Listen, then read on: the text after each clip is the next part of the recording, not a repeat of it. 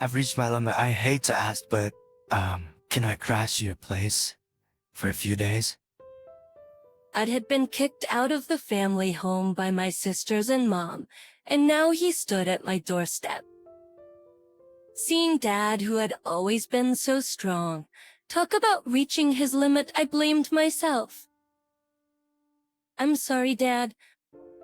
In that moment, as I tried to apologize for my inability to help alleviate his suffering, my husband Ethan spoke up. Let's live with father-in-law.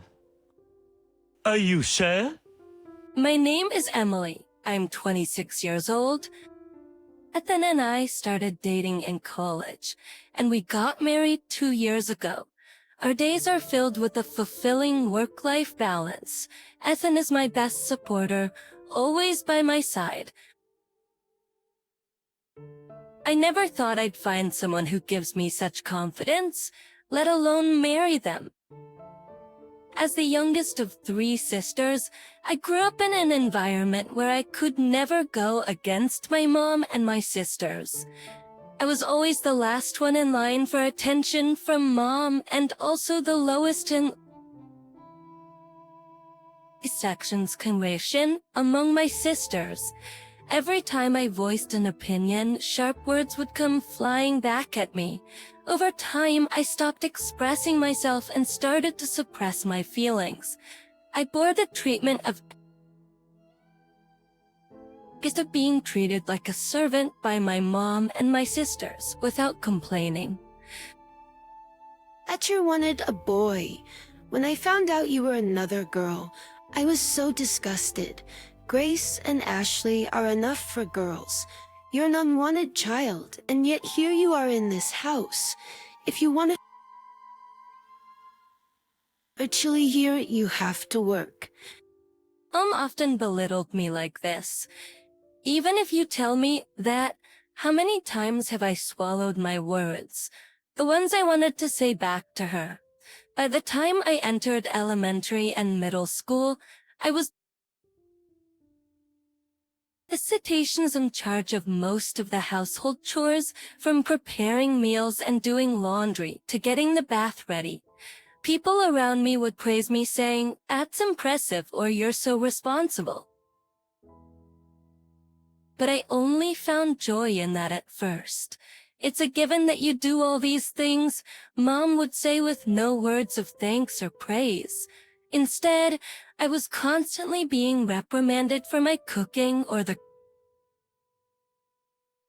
pitoprast crusts of gatlex. Leia had folded the laundry. The one who kept me going through all this was Dad. Unlike Mom and my sisters, Dad loved me and respected me. As the only man in the family, Dad was not well liked by Mom and my sisters, and his power within the family was as low as mine. At Saturns, as the only man in the family, Dad was not well liked by Mom and my sisters, and his power within the family was as low as mine. But he always stood up for me. I'm sorry, Emily, you always have put up with so much. If only we could all live in harmony. Dad would often hold me tight and say these things. Despite his early mornings and late nights for work, Dad would always spend his days off with me, fulfilling Mom and my sister's demands together, and he always listened to my feelings and accepted my words. But Mom and her cohorts didn't seem to like that. There's no one to protect you today. They'd tell me, pushing more chores onto me. They'd hurl harsh words at Dad too, such as for a man low income.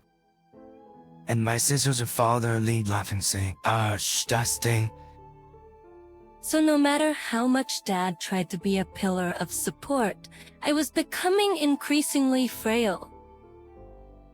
Emily, study as much as you can, then go to college, leave this house, and live on your own. You, Emily, have as many possibilities. Emily, study as much as you can, then go to college, leave this house, and live on your own. You Emily has so many possibilities. There's no need to endure and stay in this house forever. I want you to live your life. At his words, I felt both elated and anxious. At the time, my eldest sister Grace, 6 years older than me, was attending a private university, and Ashley, 4 years older, was at a vocational school. Mom would often ridicule Dad for his low income and tell me, "We're poor because he doesn't bring in money, so you should start working once you graduate from high school." But despite that, I worried if Dad was pushing himself too hard, telling me to go to college and live on my own. So responsible for making you suffer so much. That's why I don't want you to endure any longer. From then on, I devoted myself to the studies I had neglected, juggling the overbearing anxiety. Juggling the overbearing instructions from my mom and sisters, I spent all my remaining time studying at my desk. My hard work paid off, and I was accepted into a university. Dad and I embraced each other, sharing the joy of my acceptance. I kept it a secret from Mom and my sisters until the last minute, only announcing my plans to go to college and live alone on the day I was moving. At the time, Grace had already moved out and was living on her own, leaving only Mom and Ashley at home, who showered me with shouts of rage. I endured their harsh words until the end, finally breaking free from them. I kept my new mobile phone, a gift from Dad, a secret, not telling them which university I was going to or where I was going to live. Though I stayed in touch with Dad, I started a life but without any involvement with my mom or my sisters. But just because I escaped from them didn't mean my university life was smooth sailing. I wasn't used to speaking my mind, and as a timid person, I was somewhat invisible in my department, unable to make friends.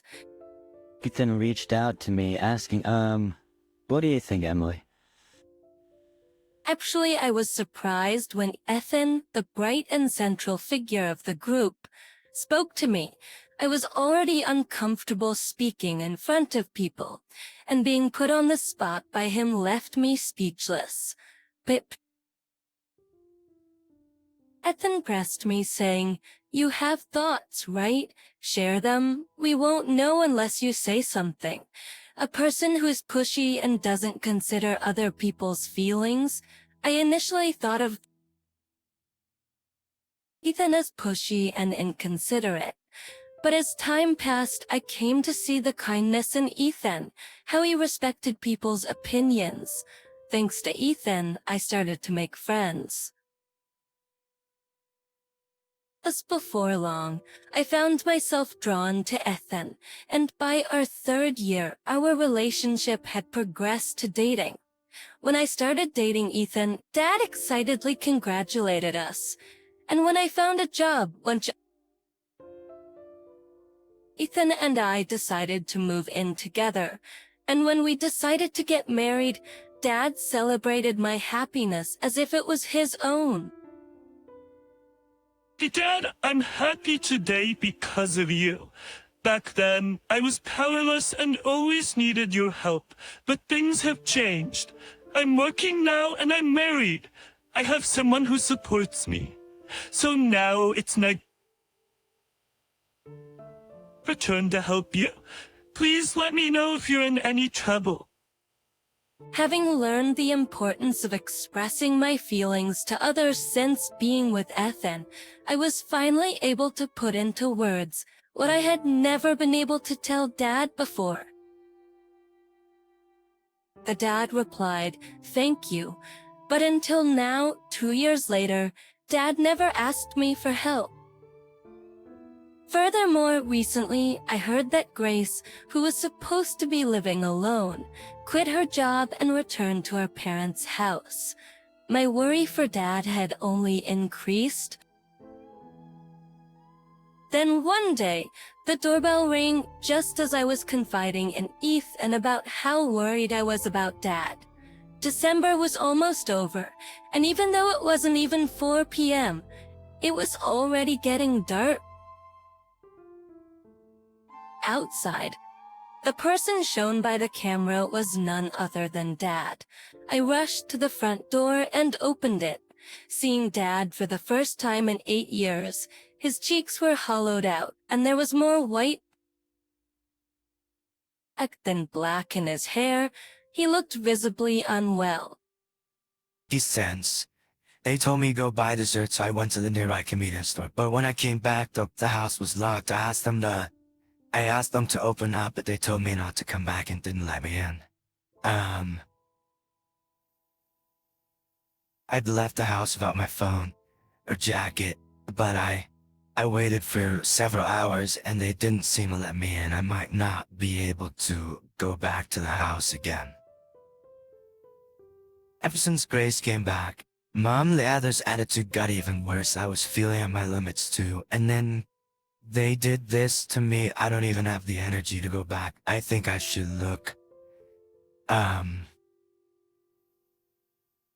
for a monthly apartment and think about what to do in the future.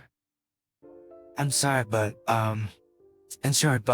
could I stay here for a few days? I'll leave as soon as I find an apartment. Teacher, I was worried, but I hadn't imagined it was this bad. I'm sorry, Dad. What's love with your father? Ethan raised his voice. Are you sure? The dad, too, unable to hide his surprise, opened his eyes wide. Sorry for being blunt, especially since we just met. But your father-in-law doesn't look too healthy. I think it would be best if we lived together to help him recover. Everything else can be figured out later. Of course, only if he's okay with this. Ethan's suggestion left Dad and I with nothing but gratitude. And so, our new life as a trio began. Just a few days after Dad moved in, our doorbell rang again. All three of us were stunned by the figures displayed on the intercom screen. Mom and my sisters were standing there. Just why here, shocked and bitter past memories made my breath hitch. But I had to face them. I didn't know what they would do next. Wow, I didn't expect you to be living in such a fancy place. I thought you were scraping by in some rundown apartment. Hearing Mom's voice after such a long time, all I could feel was resentment. Why are you here? Your father's mobile had your address in it? I had no idea Emily even had a mobile phone.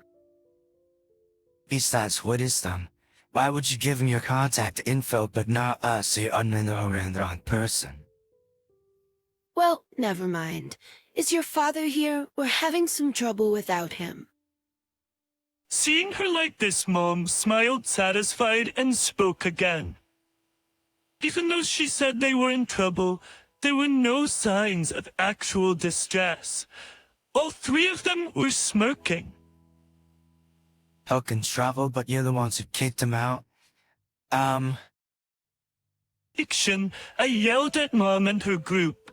Mom's overbearing tone and her condescending remarks about me fueled my irritation. When did I ever give you permission to talk back? Just move. You can't even listen to what I say. I'm not the same person I used to be. I won't be pushed around by you, Mom. I refused firmly. Ethan came up beside me, trying to shoo Mom and the others away. Despite our efforts, Mom and her group wouldn't leave. We repeated move, and until tired of the ordeal or maybe having given up, Mom was the one to break first. That's enough. I don't want to hear any more from you.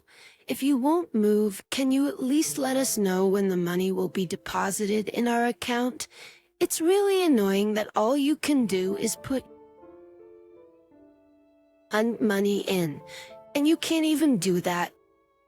I was speechless at Mom's words. How did she think she's been able to live without working?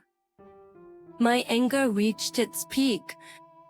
From now on, Dad will be living with us. Dad and I will no longer be pushed around by you guys. Please divorce Dad and stop causing him pain. As I couldn't hold back my words any longer, the response from Mom was something I hadn't anticipated. Don't make it sound like I'm the bad guy. I've been kind enough to stay as a family with a man like him who is low income and can't do a thing. You should be thanking me. What? But you're just like your dad, a low-income loser, acting high and mighty, but in the end, all you're doing is licking each other's wounds. Out like I was about to lose control at Mom's words. I was on the verge of raising my voice, of lashing out. Emily works hard. She's a supervisor earning a decent wage. I'd appreciate it if you didn't belittle us with comments about licking wounds. Don't you dare talk back to me.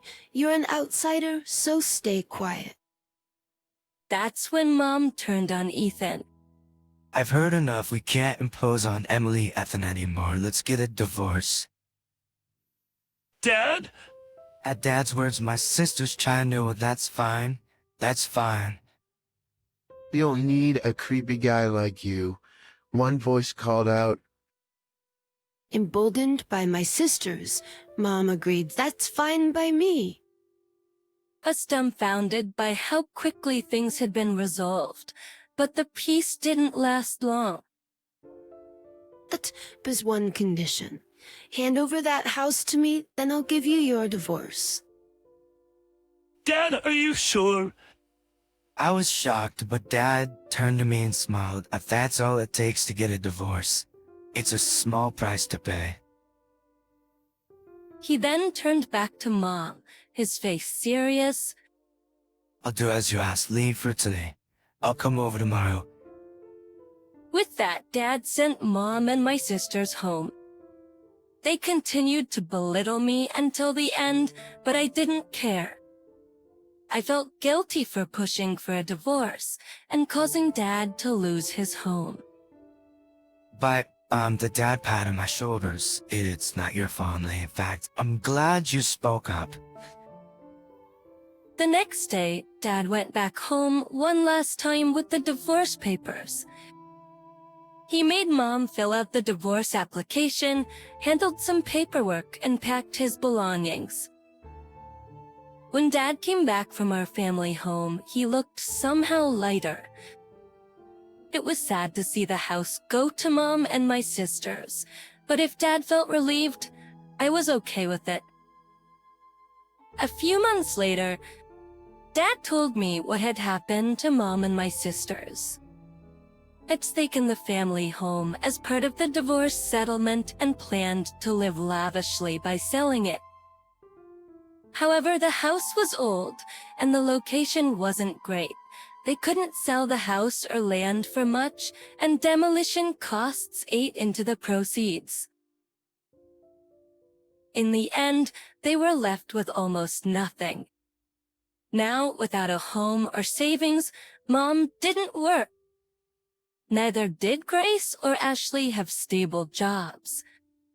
Ex-parity, and with Dad gone, the same Dad they ridiculed for his low-income status, while they leaned on him for living expenses, the trio found themselves in dire straits. They tried seeking help, showed up at our house several times, but we never opened the door to them. Still, they refused to give up, causing commotion at the front porch. I finally had to tell them through the intercom. If you make any more noise, I'll call the cops. That sent them packing. Kitchens. Now it seems they're barely managing, renting an apartment that's too cramped for three.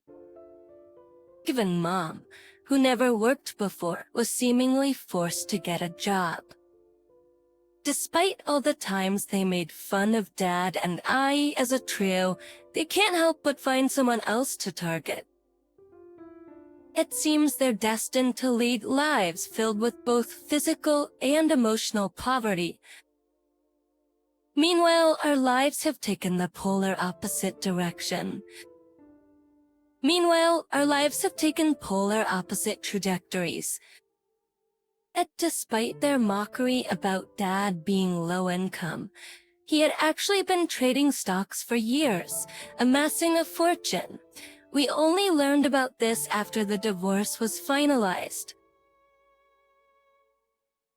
Dad feared that if any information leaked out, the trio would try to seize his assets. So he had decided not to mention it until the divorce was over.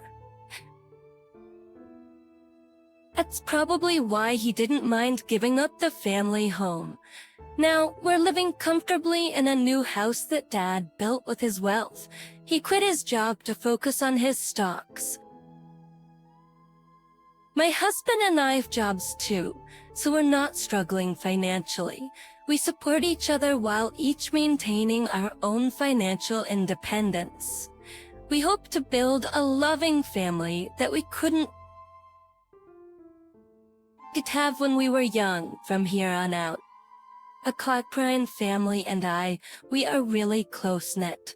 So much so that we try to go on vacation together at least 2 to 3 times a year. And if someone is unable to join us, we make sure to bring them back a souvenir. My name's Jenny. I'm 27 and I live with my family.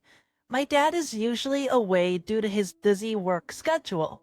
My sister is married and has moved out, so it's usually just my mom and grandfather at home. Honestly, though, there's something off about my sister. Even when she visits, she often seems down. What's wrong, sis? You seem off these days. Huh? No, I'm alright, really. I haven't seen you smile in a while. Is there something going on with your in-laws? No, nothing's wrong. Stop saying weird things. My sister seemed overly defensive and ended up losing her temper. She left for her in-laws' place that day, but she seemed reluctant. After a few days passed, my sister was back. This time, she looked really scared. What's wrong, sis? Why do you look so terrified?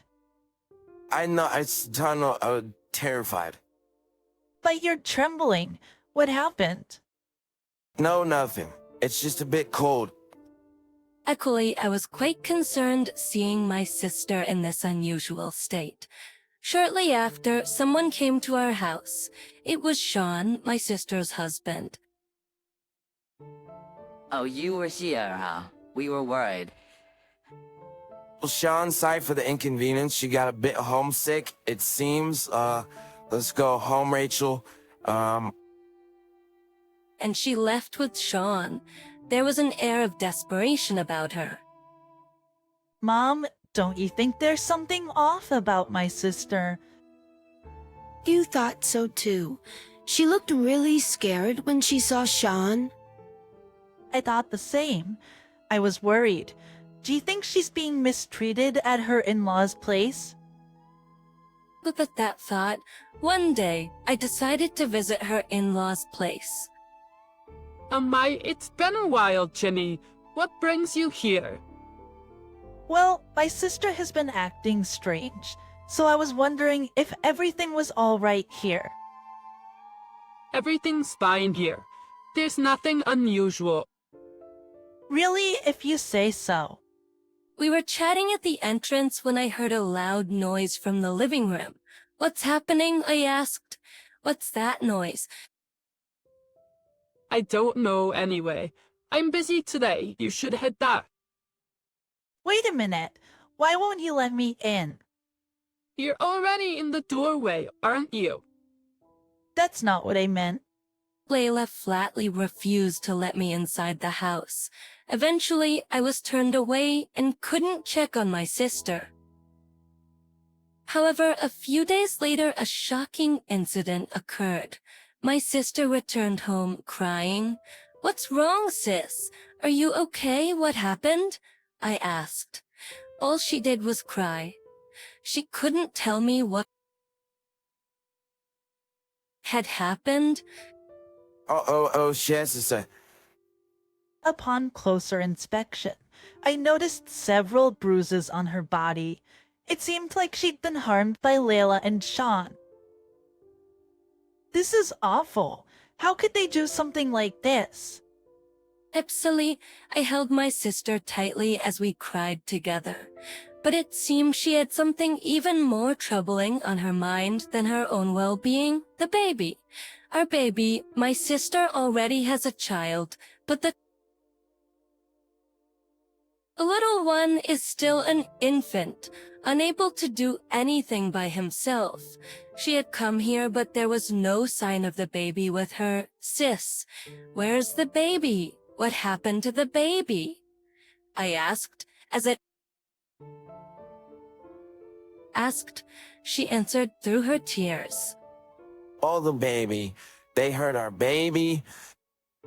I've been enduring this for so long. Sean's abuse, my mother-in-law's unreasonable harassment, but when I finally fought back, they threatened the baby. That's too horrible. In order to protect the baby, I endured as much as I could, but From there, her voice quivered and she couldn't speak any further. That's when Grandpa arrived. What's going on? What happened? My sister, in tears, explained the situation to Grandpa. Grandpa said after hearing the story. In the next moment, he was on the phone with someone. Who are you calling? When I asked, Grandpa didn't answer but simply said, "We're going to their house." So taking Mom, my sister, and me along, Grandpa drove us toward the in-laws' house. After about a 10-minute drive, we arrived at their place. What's going on? What a surprise to see the whole family come over. The one who welcomed us was Layla. She spoke as if she knew nothing. "I've heard that you hurt my dear granddaughter and even my great-grandchild," Grandpa said quietly, but Layla just laughed. "Who cares? It's not a big deal. And besides, it's all her fault anyway." She pointed at my sister. I wondered what she could possibly be blaming my sister for. She told Sean to limit his sausage intake because of its high purine content, since he was eating it almost every day. What's wrong with letting him eat what he likes? My sister had simply been concerned about her husband's health. And you hurt my granddaughter over something like that, him Poach. Kim, you're the ones making a fuss over nothing. It's absurd for you to come all the way here with your whole family. Are you fools? Layla was laughing, not at all embarrassed. Grandpa was silent, but the lines between his brows showed he was clearly angry. Then my sister's husband, Sean, appeared. Ursula, you're finally back. Did you go to your parents again? I was worried about you. You know, He didn't look worried at all as he spoke. why is the whole family here? We're here to take you down. Huh? Take down Mom. What's this old man talking about? I don't know. Maybe he's going senile. While Layla and Sean were laughing, Grandpa started to laugh as well. does what the hell are you laughing at? I was just thinking about what's going to happen to you two. Should be any minute now. I was just thinking about what's going to happen to you two. Should be any minute now. I'll arrive, what are you talking about? Ex-grandpa finished his sentence. One car after another began pulling up and parking in front of my in-laws' house. What? What's happening? People started getting out of the cars, one after the other, completely surrounding the house. There must have been about 30 people there, give or take, and I recognized most of their faces. They all my relatives. What on earth? Who are all these people? Why have so many come? They're my family. They all thought they'd step in, because they heard my precious granddaughter had been mistreated. Stop crowding the front of our house like this. You're being a nuisance. Well then, let's go inside your house. At that, Grandpa let our relatives inside the house. Hey, don't barge in like that. He followed Grandpa inside, and in the living room there was my sister's baby crying. Oh no, his face is all swollen.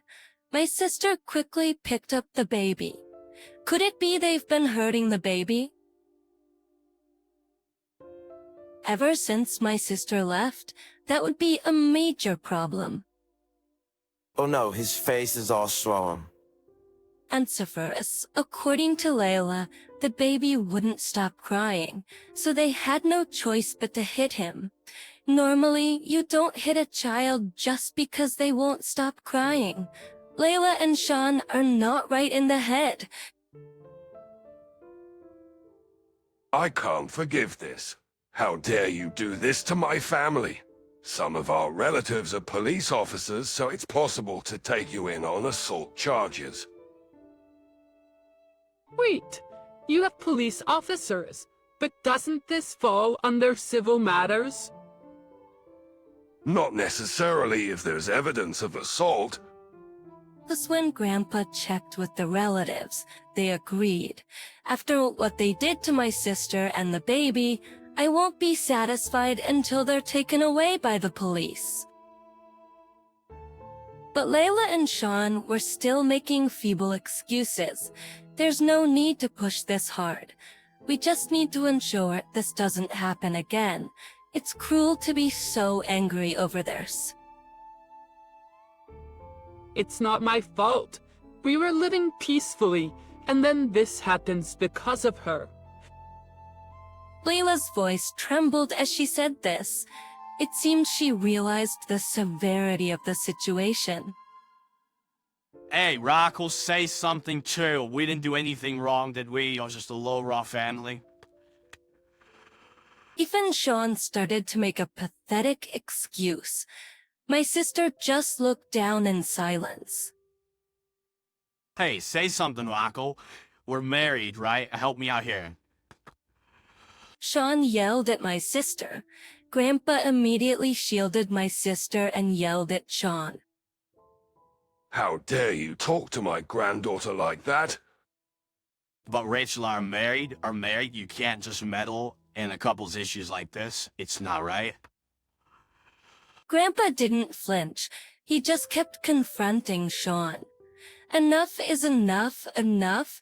By your logic, no matter how much you hurt Rachel, we can't intervene because we're not blood related. As family, how can we possibly stand by? Just a minute. You're the ones who barged into our house. It's not trespassing. If I call the police, aren't you the ones who will get arrested? Agent Part 5, we're willing to face any punishment for that. But you should be aware that you're doing something far worse than US trespassing, right? You need to face that first. Wait, what are you saying? Tears began to stream down Layla's face.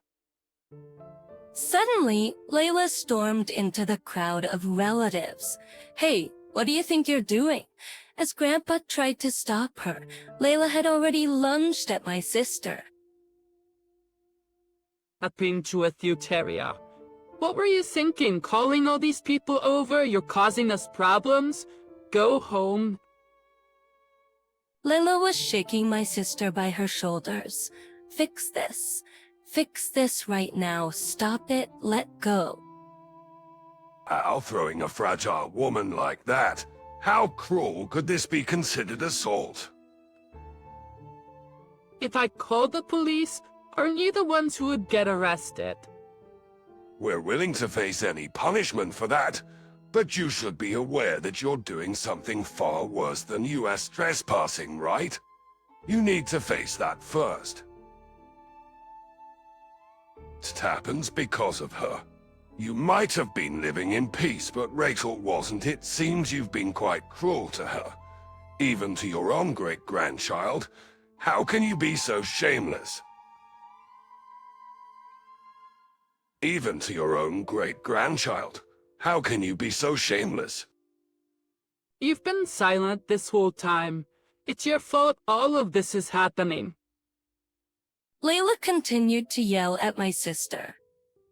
Then my sister, who had been silent with her head down, finally spoke up.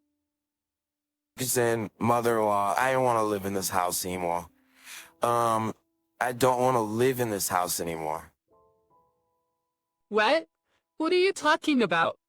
You and Sean have always treated me terribly. I never thought my marriage would be like this.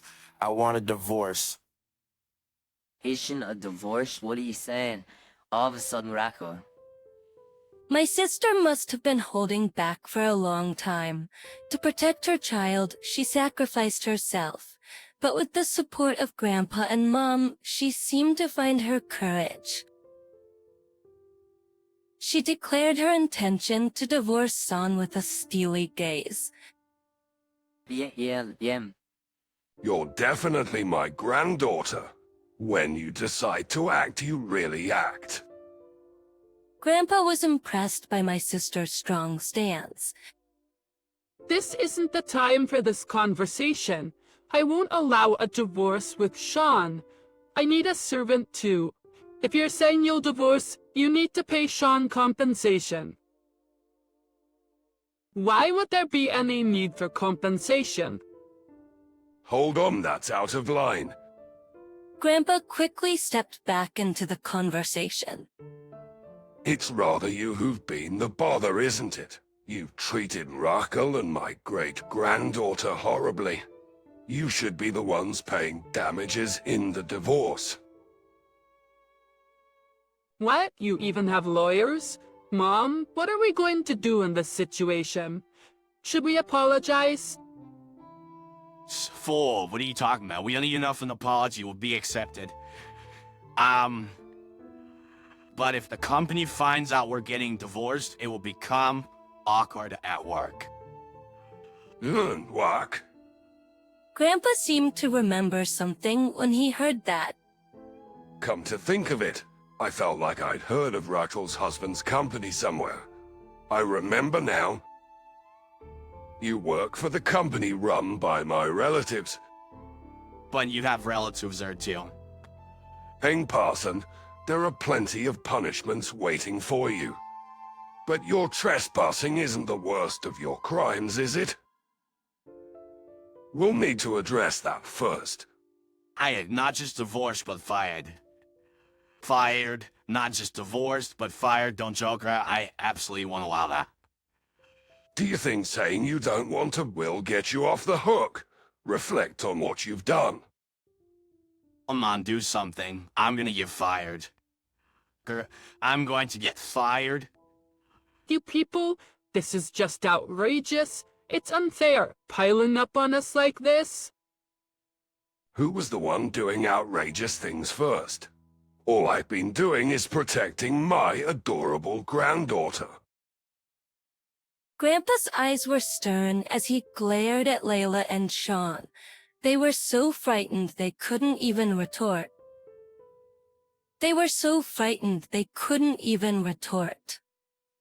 Let's end this conversation here. Rachel, you can rest easy. Our relatives will handle the rest. Thank you, Grandpa. His grandpa began to leave the in-laws' home with my sister. Layla and Sean started to cry out in despair. Wait, we're the ones who are wrong. Please don't go through with the divorce. I'm begging you. Sean was shouting desperately, but my sister didn't look back.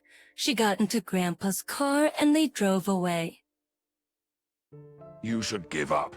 Everything that's happened is your own doing. Wow, why did this have to happen? It's all Mom's fault. What?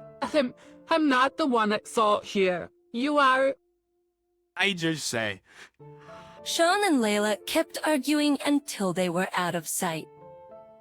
We went home after that, leaving the legal matters to our family lawyer, the police, and our company's owner. At Sekintit Sirius de Soprand, my sister was able to divorce Sean and even managed to get a settlement. Furthermore, Sean was fired from his job, and it seemed hard for him to find a new one. But my sister was finally free, and she couldn't help but cry tears of joy. A while later, we noticed Sean began to loiter around our house. It seemed like he wanted to reconcile with my sister, but she had no intention of that happening. The moment Grandpa saw Sean, he was furious. He immediately called our family member, who was a police officer, and had Sean arrested for stalking. After that, a restraining order was placed on Sean, and he no longer came around our house. Finally, peace had come to our home. My sister said she plans to raise her baby with the support of our family for a while. I too am helping take care of the baby and enjoying my life with my wonderful family. Just before his passing, he shared an unexpected truth. Bye, Cypher Butter. The thing is, The moment I learned the truth, I was filled with surprise, gratitude toward my father-in-law, and a sense of liberation. My name is Charlotte, born in April, surrounded by the gentle scent of blossoming flowers, as my name suggests. Since then, 45 years have passed. I've devoted my life to my family as a wife and a mother, cherishing each day. I met my husband Joseph at a club in college. We hit it off, started dating, and eventually got married. We have a son, but he's working in the city as a professional, so he only returns home once every 6 months. Ever since, it became just the two of us. Joseph and I looked forward to revisiting places we went when we first dated. How about going to Six Flags tomorrow on our day off? Now here's a question. What did Charlotte do 23 years ago at that amusement park? Hey, did I do something? Something from that long ago. Oh, I remember. After riding the teacups, I got dizzy and fell into a nearby pond. That's correct. I was so embarrassed. I wanted to pretend I didn't know you. How mean. Why did you let go of my hand then? A thing about my embarrassing moments like this has become a treasured pastime. Even when it's just the two of us at home, the atmosphere never darkens. We lived a happy life. Due to Joseph's shift work, there were days we hardly saw each other, but since I adjusted my work to match his schedule, I rarely felt lonely. However, then a major event that would drastically affect our lives happened. Our father-in-law was diagnosed with terminal pancreatic cancer. Surgery was difficult, and the 5-year survival rate was less than 2L. A dire illness, both Joseph and I were filled with such hatred, our hands clenched into fists. When a loved one suddenly falls ill, you wonder what you can do, what's the best course of action, and your mind goes blank. Joseph has a sister living in the neighboring town, but she doesn't know about this yet. Why are you calling now of all times? I'm busy preparing dinner. Oh, we have something important to discuss. We'll come over tomorrow evening. Despite her complaints about the sudden development, this wasn't the time to worry about such things. After conveying the necessary information, Joseph hung up. Joseph normally didn't pay much mind to his free-spirited sister-in-law, who rarely shows up at family gatherings and doesn't quite mesh well with his personality. But this time, things were different. The next day, we hastily took the day off and headed to her house. When we rang the doorbell, her husband, not the friendliest of individuals, was the first to answer. He opened the door without changing his expression and looked at us with an intimidating stare, not pleasant feeling. It's in the living room. She cast a cold glance at us. Despite not having seen each other for 6 months, she treated us worse than strangers. Amidst this, Joseph fixed his intense gaze on her. So what? You came all the way here so that the sickness is Dad's fault. Don't tell me you came here expecting me to take care of him. Instead of expressing sadness about her father's illness, she seemed more concerned about avoiding any inconvenience to herself. It was my first time seeing a daughter look down on her father, who didn't choose to get sick, and I felt embarrassed for her as a fellow human being. My anger peaked, and even my parents, who had planned to talk calmly, were getting worn down. That's too much. You're his daughter, aren't you? Even though a loved one is suffering, you can be so indifferent. If the roles were reversed, you would definitely be upset. I thought she would reflect a bit on what I said and quiet down, but I underestimated her. Don't talk nonsense. There's no rule that says I have to look after him because I'm his daughter. You're so concerned about it. Why don't you do it? Joseph is his child just like I am. Indeed, my husband Joseph is also Phil's child, and it's not right to put the responsibility on Sil alone. Because she's so irresponsible, I thought she should step up and take care of Phil at a time like this.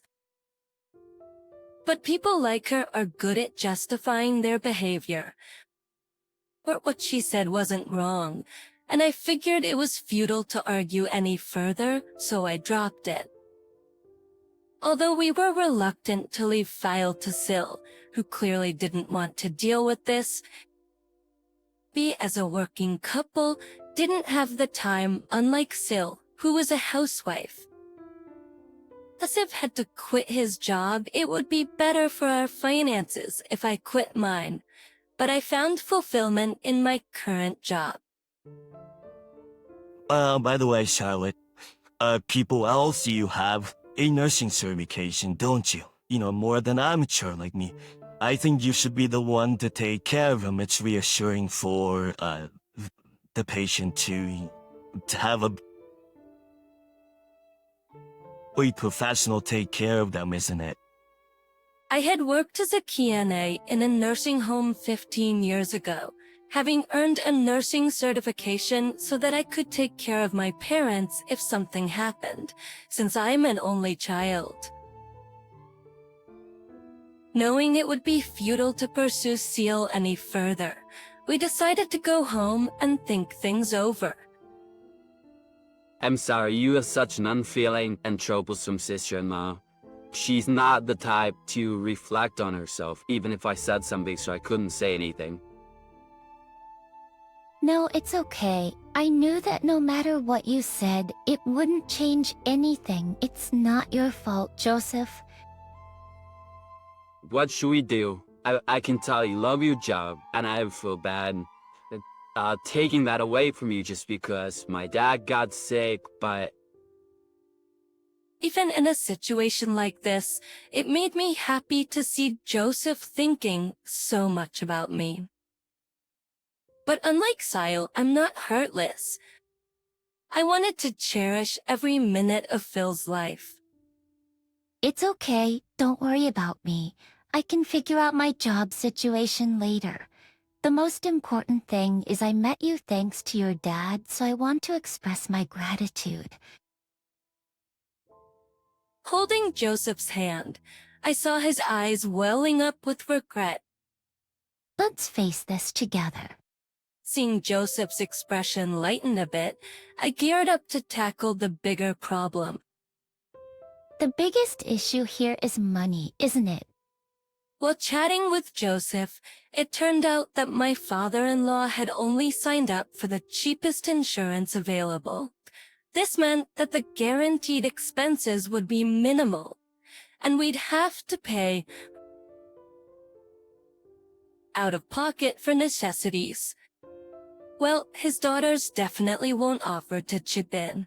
I said, and they should be contributing more if they're not going to help take care of him. Of course, their lack of dependability was disheartening, even though I hadn't expected much to begin with. Caring for a sick person requires mustering up your own motivation when it's at rock bottom. It's not an easy task. The next day, I decided to step away from my work in the bar kitchen, where I'd enjoyed the camaraderie and hard work alongside the younger staff. When I explained the situation, everyone was understanding, though their disappointment at my leaving was palpable. "Please come back when you can," they said. Those words gave me strength and became my motivation for what lay ahead. With that, I headed straight to the hospital where my father-in-law was waiting.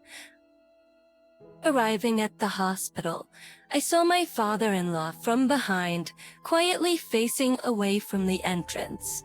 I couldn't tell if he was staring out the window or sleeping, but his loneliness and sadness were palpable, and I couldn't find the words to speak just yet. After about 30 seconds, I took a deep breath and walked closer to my father-in-law. "Charlotte, thank you for coming. I'm sorry to be such a burden. So what was, Please, let me know if there's anything I can do for you. Looks, I'd finished my morning chores. I'd take a 40-minute journey to the hospital each day.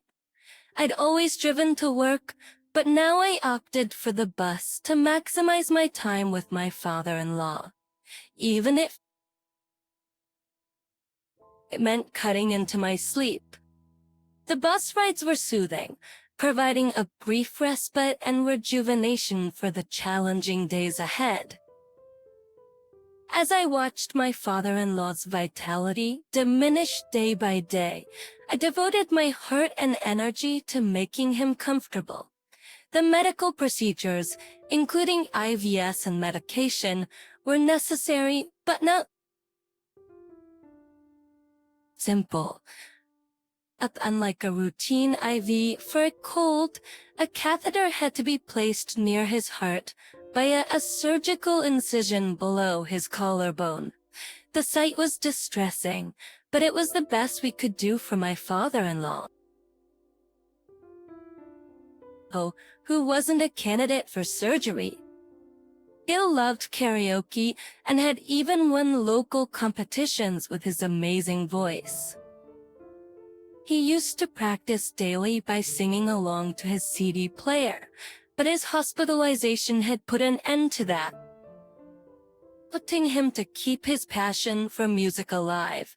I loaded his favorite songs onto the Walkman as a gift. He immediately put on the headphones and pressed play. His face instantly brightened. I thought I wouldn't be able to listen to music anymore. Thank you so much. Now I have to win another karaoke competition when I get discharged. Seeing Phil smile, I felt a bit relieved. Even amidst the unfamiliar hospital atmosphere and daily tough treatments, Phil never complained. In fact, he was more worried about me. Really sorry for causing you trouble and expenses. I wish we had traveled more with you and Joseph. I've always wanted to do that place. This place used to be nothing but fields, but after urban development, it turned into such a beautiful spot. This flower is my favorite. Seeing Phil's eyes sparkling, I wanted him to get better even more urgently. From then on, I decided to stop by a florist before going to the hospital for Phil, who loved flowers. After you left, I felt lonely, but having flowers around changes things. I found myself talking to the flowers and the nurses looked at me like I was strange. At him, I hadn't expected him to become bedridden in just 2 weeks after the cancer diagnosis. I was painfully aware of the dreadfulness of the disease. Wow, that's beautiful. We had a good laugh over this. Smiles showing strength at times was a saving grace for me. I would often excuse myself to the restroom, unable to hold back my tears. I'd wash my face with cold water to cool my flushed face and then return to his room. Joseph also spent some quality father-son time with him during his breaks or on his days off. I would enjoy some quiet time alone at a cafe in the hospital during those moments. Phil, who was always kind to me, seemed even happier when talking with his son. So I decided to give them as much time together as possible. An hour later, when I returned to the room, the two were discussing insurance money. Phil said, turning towards me, he had changed the beneficiary to ensure that I would get the money in case something happened to him. That's when the hospital room door flung open with a bang, and Sil stormed in, hurling abuse. I heard your conversation. Why did you change the beneficiary to her? It used to be me. Change it back immediately or I'll spread the word that you're the worst father ever. Both Joseph and I couldn't believe the childish words she was saying. Alright, after you feel so strongly about it, I'll change the beneficiary back to you. But in return, promise me you'll stop saying hurtful things to Charlotte. She's the wife of my beloved son, Joseph. I won't tolerate her getting hurt, no matter what happens. Perhaps Sil really loved money, to the point of obsessing over it. It wouldn't be an exaggeration to say that's all she thought about. Once the father-in-law said that the sister-in-law nodded quietly and left the hospital room. I wanted to follow her out of disbelief, but was stopped by my husband and the father-in-law, so reluctantly sat down on a chair in the room. However, I couldn't help but notice something off about their behaviors, leaving me with a big question mark floating in my mind. Hey, why are you guys laughing? Asligo really believed all my assets were tied up in insurance and went home. Good plan worked well, Dad. Then my father-in-law took out 3 bank cards from a locked drawer and handed them to me. He told me they held a fortune beyond my wildest imagination, which left me speechless with surprise. I knew the father-in-law was wealthy, but a new question popped up in my mind. Why was he only enrolled in a single, minimal insurance plan? However, it was a decent plan that would give him $10 million in the event of his death. All my assets are on these cards. I know I don't have much time left, so I want you two to use it. I'm sorry for all the expenses I've eaten with my hospital bills, flowers, and clothes. No, no. The money we spent isn't a big deal at all. We can't accept such a huge sum. It would feel like a punishment. Just take it as a token of gratitude for taking care of me. And remember, keep this, a secret from her. It seemed that just like us, the father-in-law didn't think highly of the sister-in-law due to her selfish behavior and lack of family consideration. That's why he had decided to leave her only the minimum if anything happened to him. Once you accept my offer? Faced with their earnest gazes, I found it hard to refuse. I felt guilty but agreed nonetheless. 2 weeks later, in accordance with the father-in-law's wish to spend his remaining time in a more home-like environment, we moved him to a hospice. He contacted the sister-in-law just in case, but her only response was a curt, "Good for you." It was truly an eye-rolling moment. Despite the sister-in-law's absence, the warm conversation between the three of us continued. Good for you, she said, with a hint of sarcasm. I couldn't help but roll my eyes at her response, but I kept the conversation going. I'm sorry for causing you trouble with my secret, but there's one more thing. Did you know my father was Martino here? What? You mean the famous singer? I've seen him on the hit nostalgia song show. Be serious, that's news to me. That's news to me. This was big news. Even Joseph didn't know. Apparently, it was not public knowledge that the father-in-law was Martino Aaron's son. He was a secret child, and because Martino Aaron was a public figure, it was kept under wraps.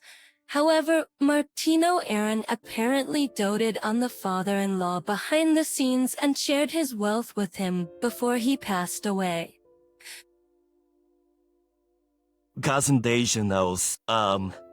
It's when I go here, it used pleasy piece of paper, right? It's that show. And all he had an address written on it. We had no idea what it was about. It kept us, he kept evading our questions for more details, so... A month later, after living his final days at the hospice, the father-in-law peacefully passed away. Father-in-law, I sobbed, calling for him one more time, but there was no answer. Gratitude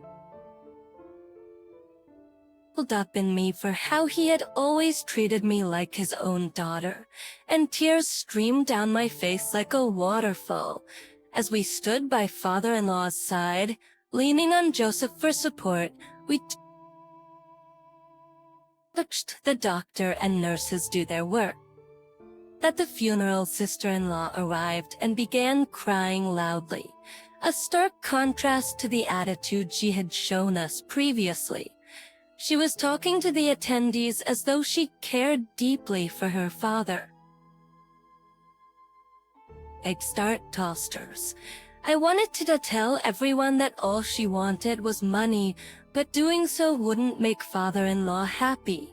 So I decided to think of her as a stranger, which somewhat eased my mind. Of course, after the funeral, sister-in-law didn't interfere with us, and we didn't bother with her either. A week after father-in-law's passing, Joseph and I headed to the location written on the piece of paper he had given us. The sight that met us was astonishing. "What is this?" Both Joseph's and my voices overlapped. Before us stood an enormous opulent mansion like nothing we'd ever seen. The plaisir. As our son, what is this? Sure of how to proceed, we decided to walk around the vast gardens first. I'm sorry, I didn't think anyone was here. But the woman in front of us wore a kind smile as she invited us into the house. The interior was so extravagant with marble, diamonds, and ornate decorations. It felt like we had stepped into a dream. The interior was so extravagant, with marble, diamonds, and ornate decorations. It felt like we had stepped into a dream. The woman guided us to a room with plush chairs where we sat down. As I hurried to understand the reality of the situation, the woman began to speak slowly. I've been the caretaker of this house. Your father owned this place and used it to entertain his friends from time to time. Every time someone would visit, I would come to assist. However, there's no longer a need for me to come here. Your father's final wish was to hand over the ownership of this house to you, Joseph and Charlotte. After saying this, she handed us a set of keys, a map of the house, and a notebook detailing the location of various valuables. She added, "I'm glad to have met the people your father treasured the pendant. To most, I wish you happiness." After these words, she left. 2 hours of investigating later, we found a letter from father-in-law in a desk drawer in the study.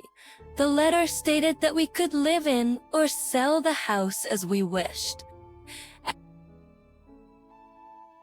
There was no way for us to express our gratitude to father-in-law, who left us not only a fortune, but also this grand mansion, as he was no longer with us. All we could do was continue living in this world for father-in-law's sake. At the following month, we decided to go to a hotel father-in-law had wanted to visit for 15 years. Upon on our way, we played father-in-law's favorite music and spoke to a photo of him. "Phil, we're finally going on a trip together. Let's have a blast today," I said. Phil, we're finally going on a trip together. Let's have a blast today, I said. Suddenly, a leaf fell and stuck to our car window, shaking lightly. It felt like Phil had answered us, which made me happy. 3 hours later, we arrived at the historic hotel father-in-law had spoken of, nestled in a quiet spot surrounded by peaceful nature. Photos of several past presidents adorned the walls of the hotel, signifying its recognition and importance. After we were shown to our spacious room, we sat down on the sofa, savoring the welcome drinks and fresh fruit. It's been a while since we've been able to enjoy a leisurely trip like this. Yeah, well, Dad's with us today. After enjoying the spa and exploring the hotel, it was finally time for the meal we were looking forward to. Since we had ordered meals for 3, the room service staff who brought it to our room was quite surprised. When we explained the situation, they nodded in understanding with a kind smile. After talking about my father-in-law for a while, they even offered us a bottle of wine on the house. This is delicious, just what Dad would say. Being an infrequent drinker, I got quite tipsy that day until my memory blurred. However, my husband Joseph, who is good with alcohol, remembered my actions and told me about them the next morning. Last night you kept stroking Dad's picture and saying, I love you. I can count on one hand the number of times you've said that to me. I was a bit envious of Dad laughing. We shared this humorous anecdote as we drove along a different route than the day before. Oh, here. A people years, lavender was blooming as far as the eye could see. There was no mistake. This was the place my father-in-law had shown us in the photo. Just embraced by the gentleness of the lavender color, I felt invigorated, not just entrapped in sadness, but eager to face forward. Dad told me once that Mom used to gaze at the lavender a lot before she passed away. But I think... Realizing that my father-in-law had brought us here out of love for his wife touched my heart deeply. Since then, we've started bringing lavender to the grave. The lavender has become a precious flower for our family, warming our hearts and bodies.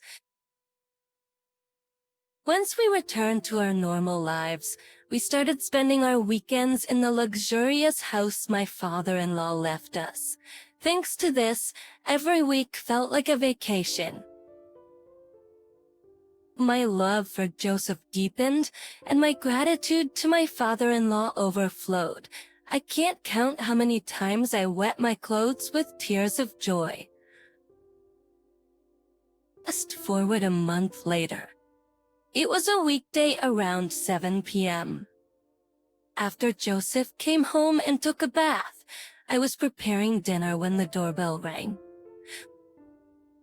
When I checked the monitor, I saw my sister-in-law. She rarely comes to our house. Etsy and I wanted to pretend we weren't home, but with Joseph's car in the driveway and the lights on, that was impossible.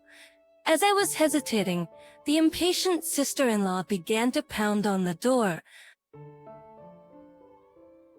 Worried about the neighbor's eyes, I turned off the stove and hurried to the door. As soon as I opened the door, my sister-in-law started yelling before the door fully closed. Where the hell have you two been on the weekends? It seems she came to our house over the weekend, but Joseph and I were not there. I couldn't tell her why, so I remained silent while she glared at me threateningly. All right, come this way. I didn't want her lingering at the front door, so I led her to the living room, intending to let Joseph handle her. Just then, Joseph, fresh from his bath, came to the entrance, and I sighed in relief. Hey sis, what brings you here around dinner time? Then, out of the blue, Joseph dropped a bombshell. I spend my weekends dating Charlotte, trying to pass all the love that Dad gave me. Sorry if this doesn't sit well with you. A sister who has to deal with her husband being lovey-dovey with another woman. My voice and sister-in-law's overlapped in shock. What sister-in-law was visibly shaken by this unexpected revelation. There's no way, what are you talking about? There's no way he could be interested in any other woman but me. Immediately after, Joseph took out his mobile phone from his pocket and showed a picture to sister-in-law. Curiosity piqued. I peeked at the photo, and sure enough, it was sister-in-law's husband arm in arm with another woman. Sister-in-law's fury and sadness reached a peak, and she seemed to stop caring about me and Joseph. As soon as she got the picture forwarded from Joseph, she stormed off. The next day, and the day after, when I asked Joseph, who didn't talk about sister-in-law, happened to the couple, he said he didn't know because he had blocked sister-in-law's contact. I don't consider her a sibling anymore. All I want is to live a peaceful daily life with you. Fasting forward a month. While out shopping with Joseph as usual, we bumped into a neighbor from where sister-in-law lives. Apparently, the sister-in-law couple was in the midst of divorce discussions with the husband completely out of love with sister-in-law, and a reluctant sister-in-law still not wanting to split despite the infidelity. As much as it sounds like a tough situation, I've decided to stop worrying about sister-in-law and just focus on living my own life. As long as I have Joseph, I have nothing to fear. Father-in-law always used to say, the key to happiness is to laugh a lot, sing out loud. I'm gonna go back to my old job soon, but I plan on adhering to father-in-law's advice and enjoying life to the fullest, even for father-in-law's sake. Joseph and I both love to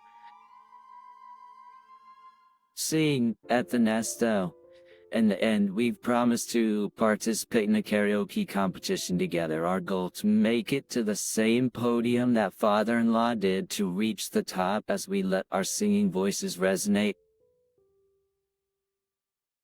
toward the heavens. My name is Tina. At 35, I'm single and still living at home. I've been so immersed in my work that I turned 35 before I knew it. My job became my lover, so to speak. Well, I'm pretty concerned about it, and without any hobbies, I spend my days leisurely at home. Just then, the doorbell rang. Who could it be this early in the morning? What's going on? I couldn't help but utter in a low voice at the sight of the visitor on the other side. It was Maya, my younger brother, Andrew's ex-wife. I have a younger brother named Andrew, who is 5 years younger. He also lives at home, but today he had to work just for the morning. I divorced Maya 3 years ago, but why now? The situation was so unexpected that not only me, but also my mom and dad were left wondering. Andrew isn't here. What should we do? Friends will surely let Andrew know. Right, I'll text him later. We should at least hear what she has to say. If it's awkward for you, I can handle it. When they first got married, my mom had a hard time getting along with Maya. It's not that Maya was ever mean to her, but she has a strong personality when it comes to speaking her mind, and my mom, being the type to always put others first, often found herself overwhelmed. Yes, I should handle this. Mommy might just crumble under the pressure again. It decided to take charge and open the door to greet Maya. Hi, it's been a while. Hi, it has been a while, Tina. What brings you here today? Andrew isn't here. He's at work. Oh, in that case, I can talk to you. I have something to share. Her monotone speech was a familiar tune. I led her from the entrance to the living room. My mom and dad were already there in the living room. We all decided to hear what she had to say. So what's up? What do you want to share? What brings you here, Maya? Hey, anything you want to discuss? I'm sorry, I have a favor to ask Andrew. I'd like him to start paying child support, and, yeah. The word child supports left my parents and me stunned. Why would she need child support? The puzzling part was that Andrew and Maya had no children together. And why child support? Well, I was thinking that it might be nice if he could contribute, towards the child I'm carrying. I couldn't grasp what Maya was saying. She seemed unfazed by our shocked faces. My parents' faces turned pale, unsure of what was happening. However, I thought it would be best to ask more questions, but to understand her intentions better. Like, you Child support is usually paid to your own child, so if the child you're carrying is Andrew's, then it wouldn't make sense for him to pay child support, but... Oh, is that so? I'm sorry. I thought I was entitled to it. My current husband told me I could get it. Mia now looked puzzled too. I wondered what her current husband was teaching her, but I patiently explained that there was no need for Andrew to pay child support as it would not even arise. Ian, that's not so. There's nothing on. Wait, did you come here for this? Well, it's for the baby in my womb, plus I was hoping that my ex-husband could help out for the child's sake. I had no idea Maya would say something so outrageous. Wouldn't anyone normal think it was strange if they had thought about it? Just as I was thinking that, Mia's phone rang. It was her current husband. She checked the call in the corner of the living room. It seemed like she was having a dispute. Just as I was wondering if she really believed she could get the money, Dad began to whisper. Maya's saying some crazy stuff, isn't she? Hey, what do we do? What if she says she won't go home until she gets the money? Well, that's just not possible, right? Why would she appeal to the family of her ex-husband about this? Mia's saying some, crazy stuff, isn't she? Hey, what do we do? What if she says she won't go home until she gets the money? Well, that's just not possible, right? Why would she appeal to the family of her ex-husband about this? I couldn't understand it, but it was clear that her current husband was involved in some way. While I was quietly talking to Dad and Mom, Maya finished her call and came back. She was grinning. I'm so sorry. I made a big mistake, LL. I made a big mistake, LL. But was that so? That's good. How everything's getting out then?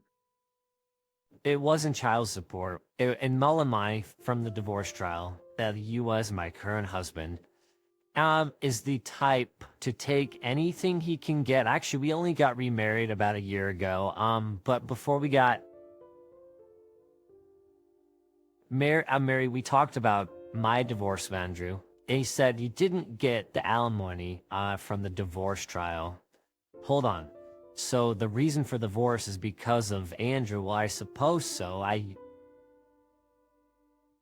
don't know it clearly. Just wait. Let me check on this.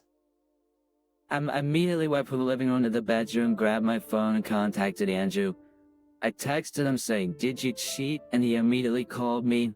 Hey, I didn't cheat. What the heck is going on? The alimony from a divorce trial is usually paid by the party who caused the divorce, right? Why is Maya saying something ridiculous? Well, to put it simply, it's the one who caused the divorce. That includes you too, right, Mia? This year's right. I'm willing, I guess so. It's not like we did anything particularly bad. We did fight, quite a bit though. So, Mia, you might have gotten it a bit wrong. I'll take what I can get attitude. I mean, it's good to be assertive, but I wish she had done some research before coming. That's not a thing in the law. What? Surely I'm not wrong this time. My husband said so. Listen, Mia, your husband doesn't write the law. At that moment, I was in the presence of this crazy woman who believed that women always get the alimony in a divorce trial, regardless of the reason for the divorce. Her eyes were shining, and she had this "I'll take what I can get" attitude. I mean, it's good to be assertive, but I wish she had done some research before coming. That's not a thing in the law. At that moment, we heard the front door open.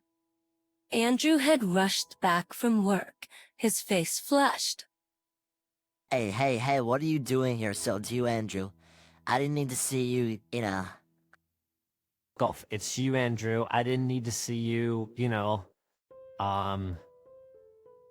Ephraimisis, you're causing trouble talking about child support and divorce trial alimonies. Oh, was, my right. I do inside. Huh, do what you want. Then, get out. I'm not paying you a dime, and I don't have to... Oh, you're responsible for this. Andrew. Hey, Sabina. I stepped in to stop the escalating argument. I turned to Mia. I'll talk with Andrew about the details later. But from what I'm hearing now, I don't think there will be any money paid to you. Oh, what?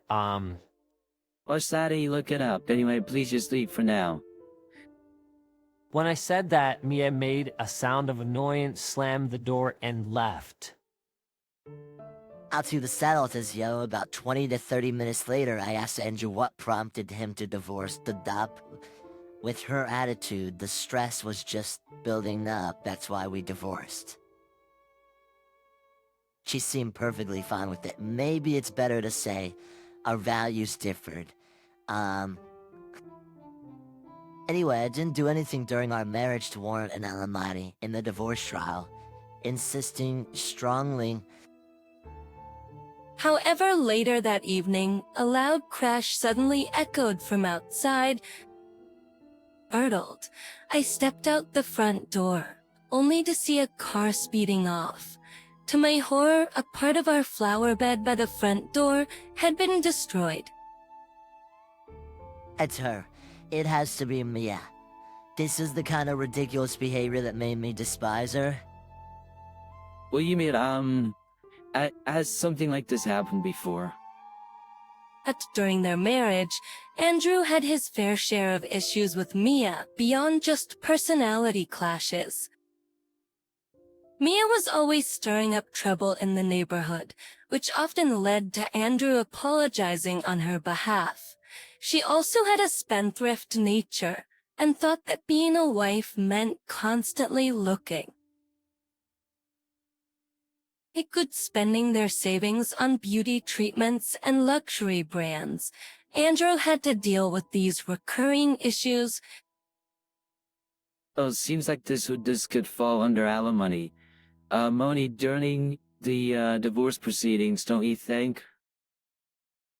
I wanted to divorce her immediately back then. I didn't want to have any prolonged relationship with her. Well, I understood where he was coming from. I couldn't help but confront Andrew about why he hadn't discussed this with me earlier. But despite feeling sorry and expressing his apologies, I reassured Andrew that he hadn't done anything wrong. I just hope nothing else happens from now on. But my wishes did not come true. The very next day, Maya was back, ringing our doorbell, shouting. So I did find out that I can claim alimony during the divorce. So give it to me now. You are down, don't you be like sorry for you saw the kid? For 3 days, we responded through the closed door, but Maya wouldn't back down.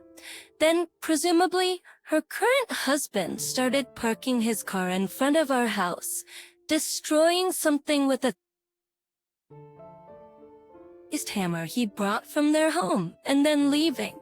This became a routine, and they harassed us for about a week.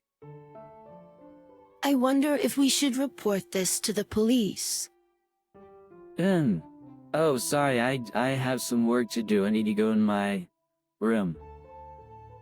I have to admit, this commotion was affecting my work.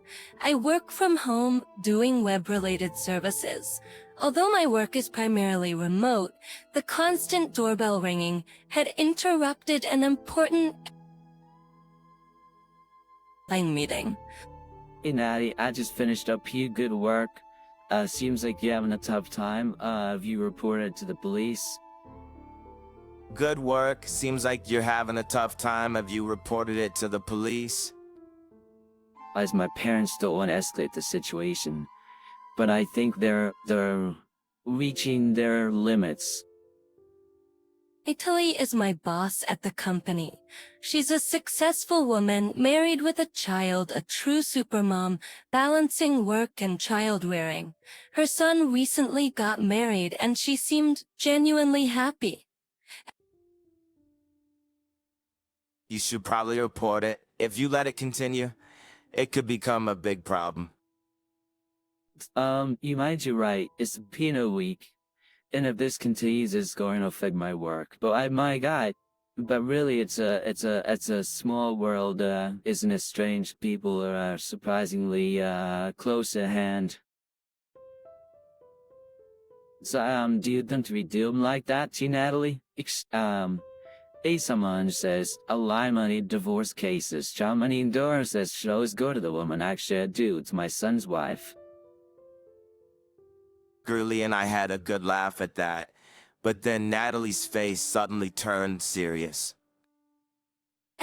I was shocked by what Natalie said next and proposed a plan to her. I thought it could be the perfect way to put a stop to this nuisance. At 10:00 the next morning, the doorbell rang and through the peephole, I saw Mia and a man standing there. I confirmed the situation through the peephole and decided to open the door. Enough is enough. My husband says we're gonna get your divorce settlement. Do you really want to suffer more? Well, of course, I'm all about getting what I can. However, seeing the person standing behind me, the confidence in Mia's face vanished instantly. Oh my God, what on earth are you doing? What on earth are you doing here, Mia? During a previous online meeting, I asked if her name was Maya. After several facts matched up, I kindly agreed to confront Mia in person. And fortunately, I lived about a half-hour away by car, as in had hurried over first thing in the morning. What do you mean, divorce settlement? What are you trying to do here? What are you trying to do here? I don't know if I said that. Well, if you consider the situation, what you've been saying, it all adds up. You and him were scheming something together, weren't you? No, it's not like that. What do you know? It's not like that. And when did you marry this man? As it turns out, there was another ally. John, the real husband of Maya, sexually, and the man who was harassing us along with Maya was none other than. You were conspiring with Alec? What a rotten move you made, Maya. No, it's not what you think, John. He's just a friend. We've already found out. You and him have been in a relationship for a year now, right? You're finished as planning to start, divorce discussions soon? What? Divorce? No, you're kidding. No, I just came to get some money. He's just a friend. It's not a big deal. I just wanted to fund my dates. Right, John, right? You'll forgive me, right? I told you the truth, right? Hun stared at Maya as if she were trash. The unbelievable scene kept unfolding as Natalie dad Mom Andrew, and I could only stare wide-eyed. Go to hell. I'm not gonna reconcile with trash like you. Oh, no. I'm not getting a divorce. It's that I don't not... Alec, disappointed by Mia's behavior, tried to flee, mumbling, while leaving. There they are. The police car, sirens whirring, had pulled up in front of our house. Andrew had called the police as soon as the commotion started at our doorstep. You think you can escape? You're as guilty as she is. No, please. I was just fooling around. Say, fooling around by smashing her flower bed with a hammer, and what about the dents in her walls. At this, Alex started to panic. Then where's the proof? Show me if you can, bring it on. No problem. I'll submit the dashcam footage. Dashcam? My car is equipped with a dash cam that continues to record even when parked. Coincidentally, the dash cam had captured the entire misdeed. He's serious. Absolutely, and Mia, you're just as guilty. What? I'd nothing to do with it. Through creating a ruckus too, were ya? We'll be hearing the full story down at the station. Del, John, help me. Please have mercy. Without further ado, the two were hauled off by the police. They were given a good grilling at the station, released for a time, but ultimately sentenced to probation. Furthermore, John filed for his divorce and demanded a hefty alimony. Upon hearing that refusal would mean another lawsuit, they reluctantly agreed to pay in installments. $3 million from Alec and $2 million from Maya. As it turns out, they were both jobless, and now they're juggling part-time jobs to make ends meet without reconciling. And just like that, they stopped visiting, and peace returned to our home.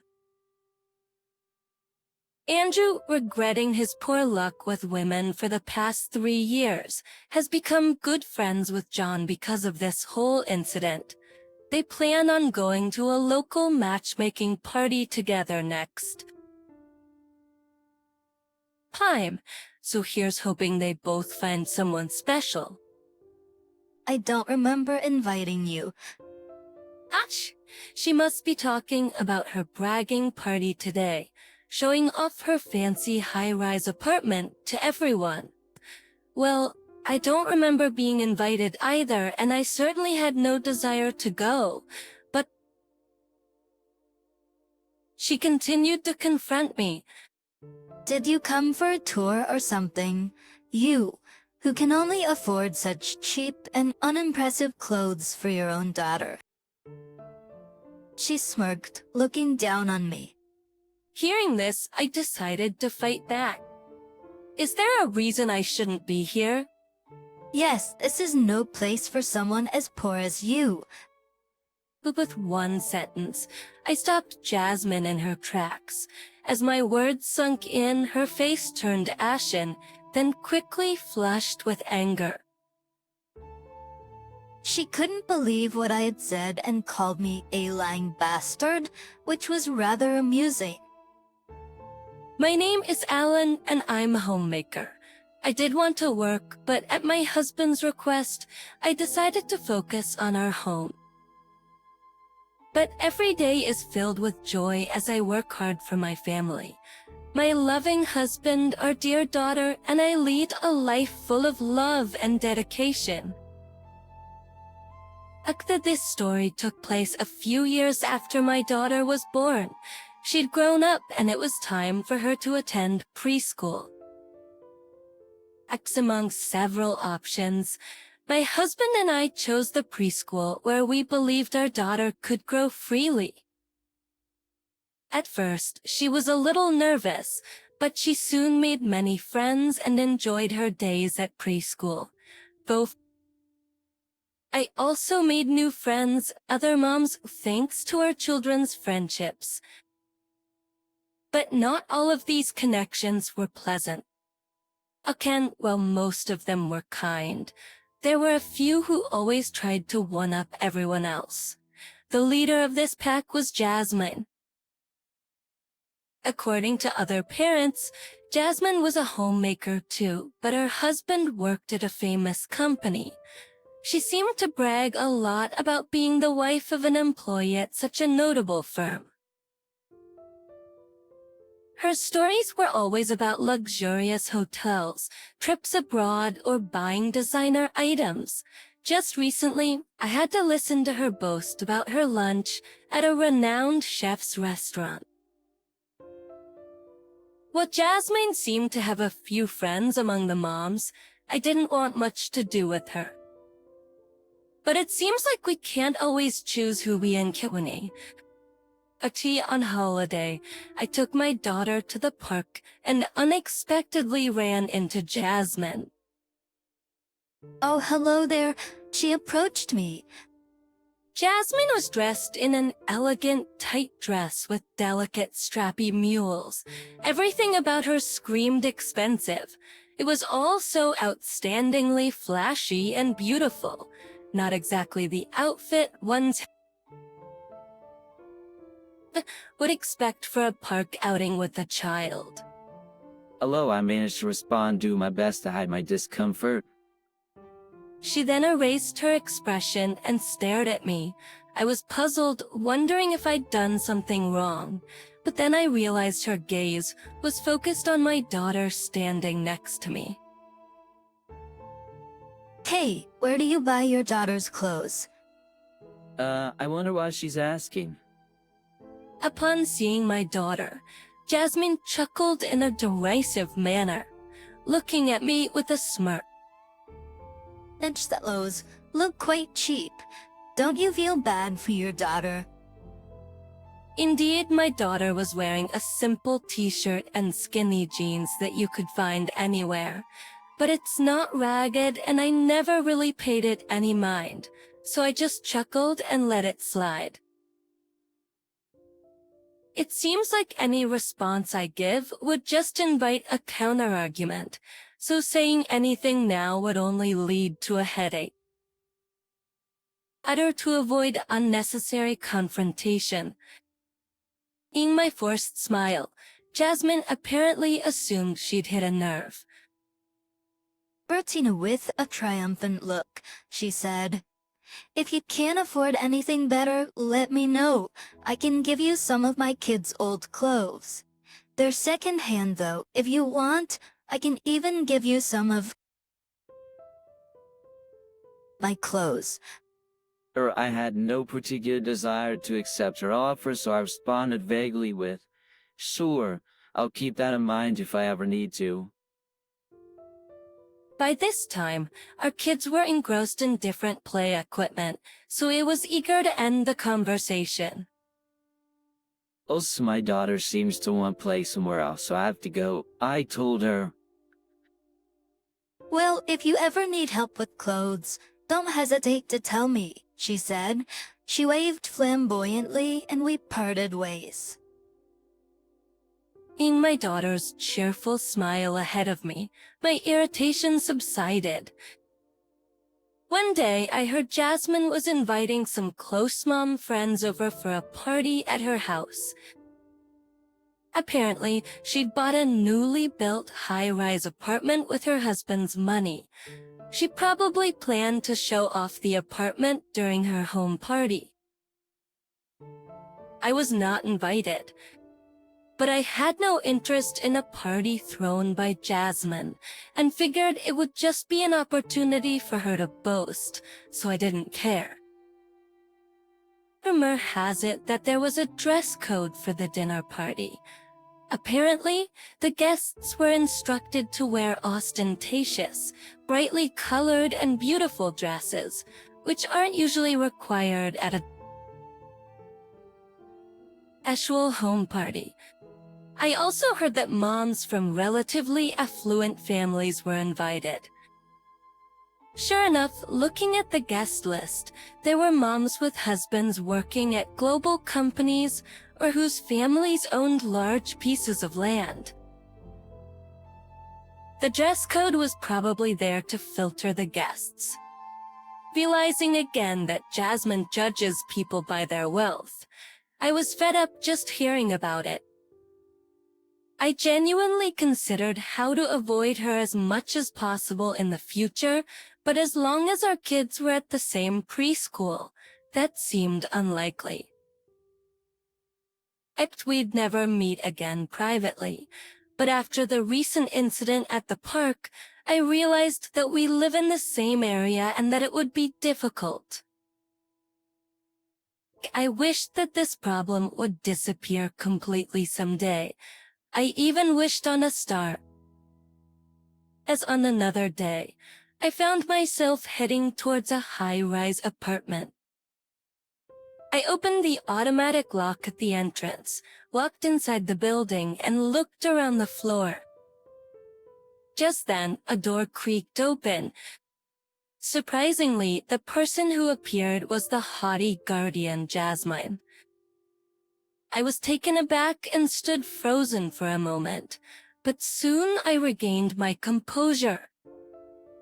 Oh, hello there. I said no matter how much I disliked her, I figured I should at least say hello. However, Jasmine didn't respond, instead staring at me with wide eyes. We exchanged glances for a while until Jasmine furrowed her brows, a clear sign of her unhidden anger, and addressed me. I don't remember inviting you, she said, as she's referring to today's party. I don't recall being invited either, nor did I want to attend. Well, I wasn't invited. I responded matter-of-factly, apparently, as she didn't appreciate my response, Esmond continued to confront me, asking, why are you here if you weren't invited? I asked, why am I here, you ask? Jasmine asked, did you come here to tour this high-rise apartment, even though you can only afford to dress your daughter in such drab and lowly clothing? She snickered at me with disdain. Hearing that, I thought, now is the perfect moment to counter Jasmine. I carefully chose my words to throw at her. Did you come here thinking you shouldn't be here? Yes, this is not a place for someone like you. Why is that fast? Because for someone poor like you, Jasmine sneered. Oh, this is actually my algorithm. I revealed... Much as my words overlapped with Jasmine's, her movements came to a complete halt. She turned pale when she realized what I had said. She probably hadn't expected that response at all. Her eyes were black and white, as if she didn't understand. She blinked in disbelief, trying to digest the situation. Instantly, Jasmine's face turned red with anger. She shouted, "What do you mean? Explain yourself." Actually, my husband is the president of several companies. They may not be famous companies, but thanks to the income generated from these businesses, we earned significantly more than the average person. He owns several properties across Japan, and the new high-rise apartment building where we are now is built on one of his properties. So this apartment building is owned by my husband, which makes it our home. I regularly visit this high-rise apartment because my husband entrusted its management to me, understood that I wanted to work, so he gave me this job. Upon hearing this, Jasmine raised her eyebrows and shouted, "What?" before returning to her home. To my surprise, Jasmine returned to the entrance. She seemed to have gathered an assortment of things from her home. Children's toys, stuffed animals, stationery, clothes, all jumbled up in her arms. Big stocks. She started throwing the items she was holding at me while shouting, "You're the one dressing your kid in such pitiful clothes. Stop lying. There's no way you earn more than me." I decided then that it was high time to set the record straight about the park incident as well, about my daughter's clothes that day. What? Do you remember the day we were at the park? What does that have to do with anything? My daughter loves playing in the sand. I figured she'd get dirty anyway, so I dressed her in clothes that could handle a little grime. That's a lie, it's the truth. Now look, I pulled out my phone and showed her a photo from my album. Jasmine froze as she looked at the picture. In it, our family of 3 was all smiles, with my daughter wearing a recognizable children's brand outfit in the center. Jasmine's eyes widened even further in surprise as she took it in. "You only dressed her nicely that one time, didn't you?" she screeched, clinging to her last shred of denial. "That's not true. Here, look at all these," I countered, showing her multiple photos. Sure enough, my daughter was seen wearing nice clothes in beautiful settings and more casual wear. Chances where it was likely she'd get dirty. At the sight of this, Jasmine clenched her fists and trembled, seemingly out of retorts. What? I replied, having not heard her clearly. This seemed further upset Jasmine. "What? Are you trying to say that being wealthy makes you superior?" she yelled, pushing me hard on the shoulders. That was apparently the last straw. The other mothers who had been keeping a watchful eye on the situation came outside and tried to calm Jasmine down. Jasmine kept shouting she lied to me. There's no way she lives in this luxury apartment. She's just line ex-sex firm. To be more popular than me, ignoring the calming words of her friends, she continued to yell. Jasmine finally quieted down, catching her breath in heavy gasps. It was quite a sight. Her hair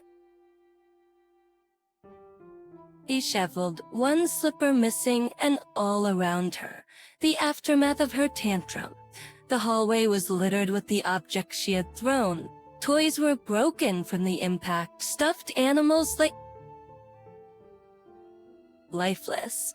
She must have been grabbing anything she could get her hands on, meaning the inside of the house must be a mess too.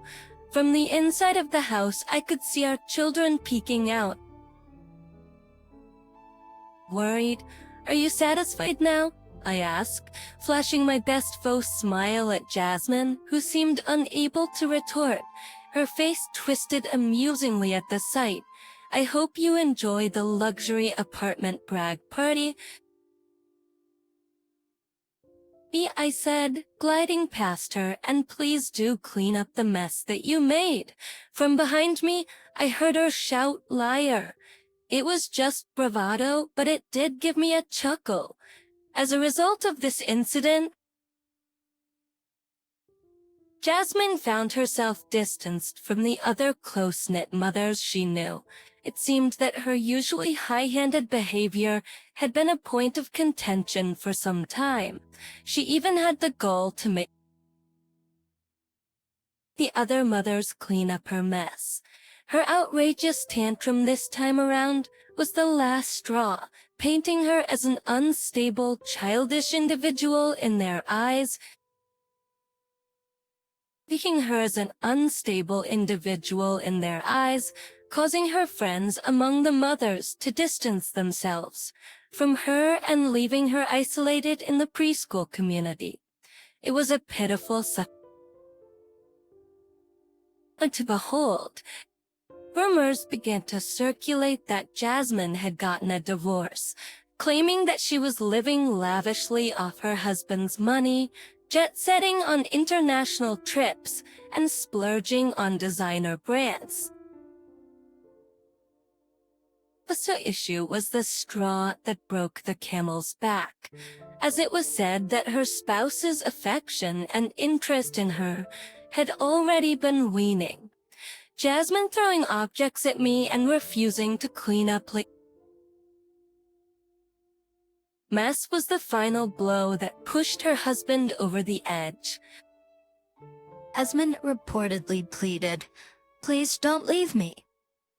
But, her husband responded, I never thought you would stoop this low. I can't stay with you anymore. I'm gonna take custody of our child. And just like that, Jasmine was left all alone. But their marriage had been a secret affair, where the two had eloped to a distant land. Hence, Jasmine had no one around her to lend a helping hand. Helpless Jasmine, having lost her means of living, was in a tough spot. Word of her fall from grace spread quickly through the grapevine, and finding employment was a struggle. Eventually, Jasmine managed to find work as a part-timer in a supermarket and was said to be living in a run-down 50-year-old apartment with doors that creaked and groaned. It was reported that she was barely scraping by. After all that's happened, I sincerely hope Jasmine has learned her lesson and will no longer judge people based on their wealth. While I was relaxing at my parents' place, my husband faced a disaster. My mom wants us to come home for the New Year holiday. My husband suddenly told me during our first holiday season as a married couple. I told him I wanted to visit my own family too, but he flatly refused. To make things worse, his mother started berating me, saying I lacked awareness as a wife and calling me a shoddy daughter-in-law. No matter how much I tried to negotiate, my husband always sided with his mother. I had had enough. I couldn't play this family game anymore. I decided to take measures that would permanently sever ties with my in-laws. My name is Abby, and I'm 28 years old. Summoned might not be the right word, though. At that time, I simply thought I was invited to visit their home. I had visited my in-laws before we got married, but I was too nervous to engage in any meaningful conversation. I thought this could be a good opportunity to bond with my mother-in-law. With such a light feeling, I headed to my mother-in-law's house. The reason for the summoning, however, was nothing short of outrageous. I thought this could be a good opportunity to bond with my mother-in-law. As soon as my husband and I sat down on the sofa in their living room, my mother-in-law's voice rang out. "Excuse me, Abby, why are you sitting there so leisurely? Please make me some tea." "Excuse me, Abby. Why are you sitting there so leisurely? Please make me some tea." "Oh, I'm sorry." Caught off guard, I apologized. I was under the impression that I would be treated as a guest at my in-laws' home. I wasn't expecting anything lavish, but I certainly didn't expect to be treated like a servant. "Abby, you're taking too long to steep the tea. Hey, it's common sense to warm up the cup first." Hey, it's common sense to warm up the cup first. "Hey, it's common sense to warm up the cup first." My mother-in-law was watching me prepare the tea, constantly sighing. My father-in-law and husband said nothing. I thought if she had so many complaints, why didn't she just make the tea herself? I admit my tea-making skills were lacking, but I was also annoyed by her imposing her own standards on me. If on another day, I was about to clean our house when my mother-in-law suddenly called me. I hurried over to my in-law's house with my husband, only to find my mother-in-law already angry. "Why didn't you bring any gifts? Isn't it common to bring a gift when visiting your in-laws?" "Why didn't you bring any gifts? Isn't it common to bring a gift when visiting your in-laws?"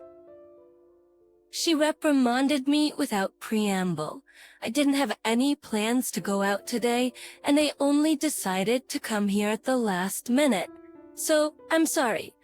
In the midst of all this, neither my husband nor my father-in-law offered me any support. I didn't necessarily want them to defend me. I just wanted someone to stop my mother-in-law's unreasonable tirade. After my mother-in-law's lecture, I whispered to my husband, "Hey, Malcolm, can you say something to your mom? It was a last-minute decision to come today, so there was no way I could have prepared a gift." Hey, Malcolm, can you say something to your mom? It was a last-minute decision to come today, so there was no way I could have prepared a gift.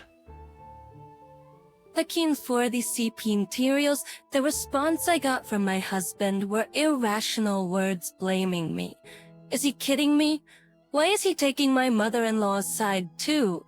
Not only has my impression of my husband decreased, but within a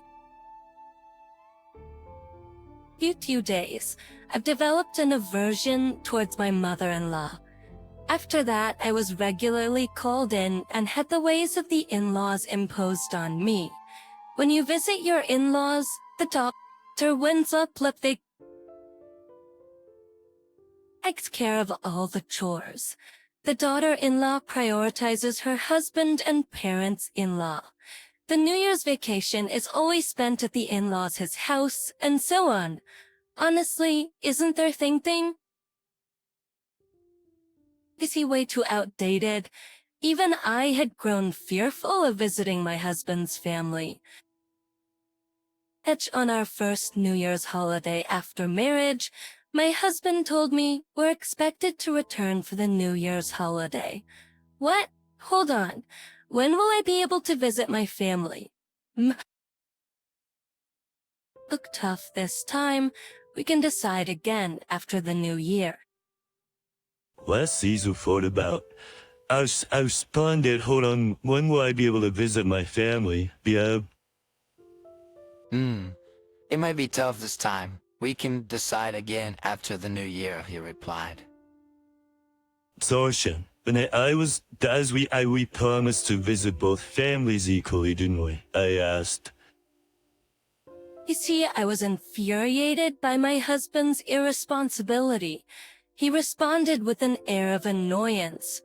"Sai, it can't be helped now, right? No point in bringing that up," she said. Why would he sigh at a time? Just like this, we had clearly agreed on this before we got married. That's right. Both my husband and I were the type to want to visit our families regularly. That's why we rented an apartment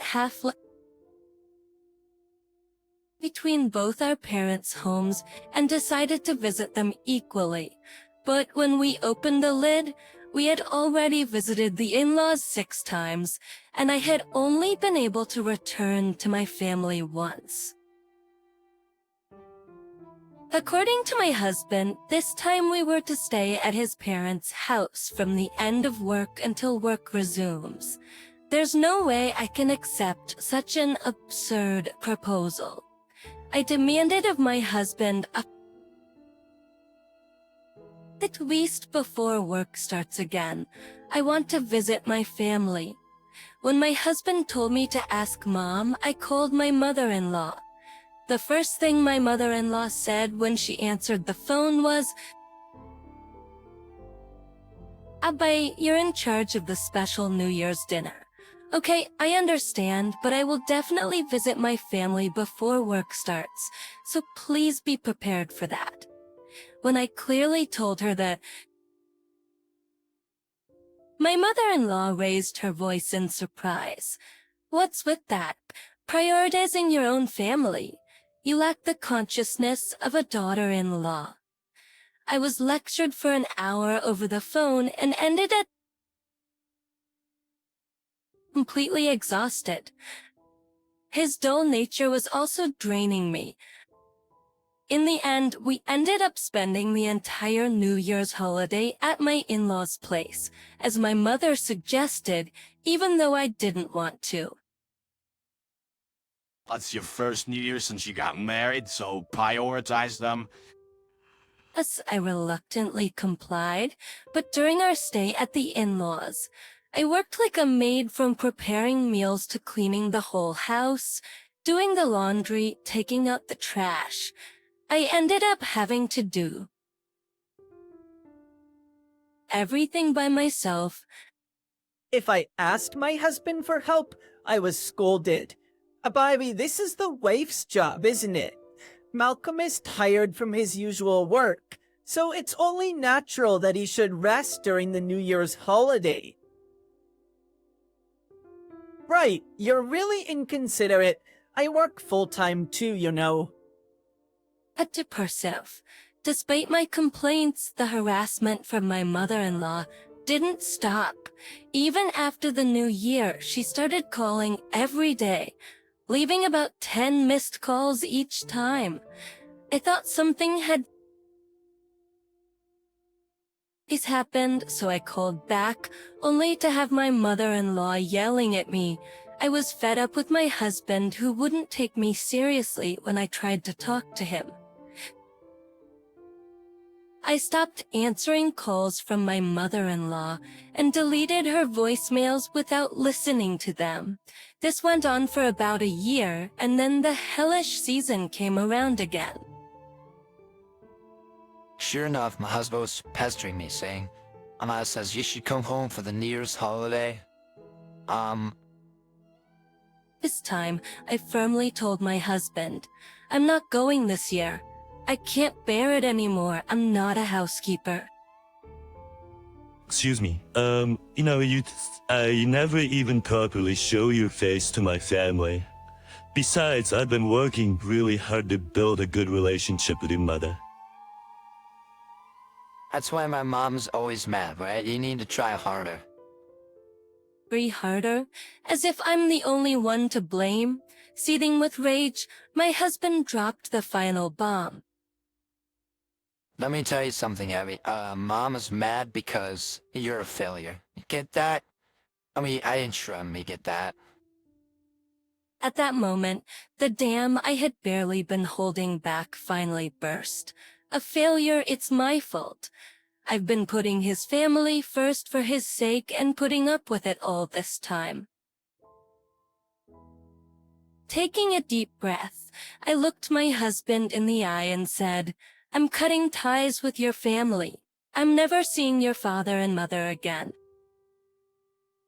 My husband looked surprised for a moment, but he must have realized that anything he said now would be futile. Surprisingly, he gave in quite easily. Our relationship got a bit strained after that. We talked less at home, but frankly, I didn't care. I was able to spend the New Year's holiday with my family for the first time in a while. That fact alone made me extremely happy. When I arrived at my parents' house, my mom asked worriedly, Abby, is everything okay with Malcolm's family? I can't help but worry. I replied, I'm fine, Mom. I made it clear to him that I won't be involved anymore. Oh, yeah. Is that so? I hope everything's alright. There! Know it! Outside, volcano. How relentless can my mother-in-law be? Though outraged, I held my ground. Summer, Gary, didn't I tell you I'm not going to your parents' house again? You know, when I said I was cutting ties with them, you agreed, right, Malcolm? I don't care. I can't handle your mother's harassment anymore, and I'm fed up with your father's indifference too, so I don't intend to see them ever again. Yeah, but Mom's angry. She says it's inconceivable for a daughter-in-law not to visit her in-laws. Enough is enough. I didn't get married to become your parents' housekeeper. I don't want anything to do with in-laws who harass me and a husband who doesn't stand up for me. Upon hearing this, my husband pleaded.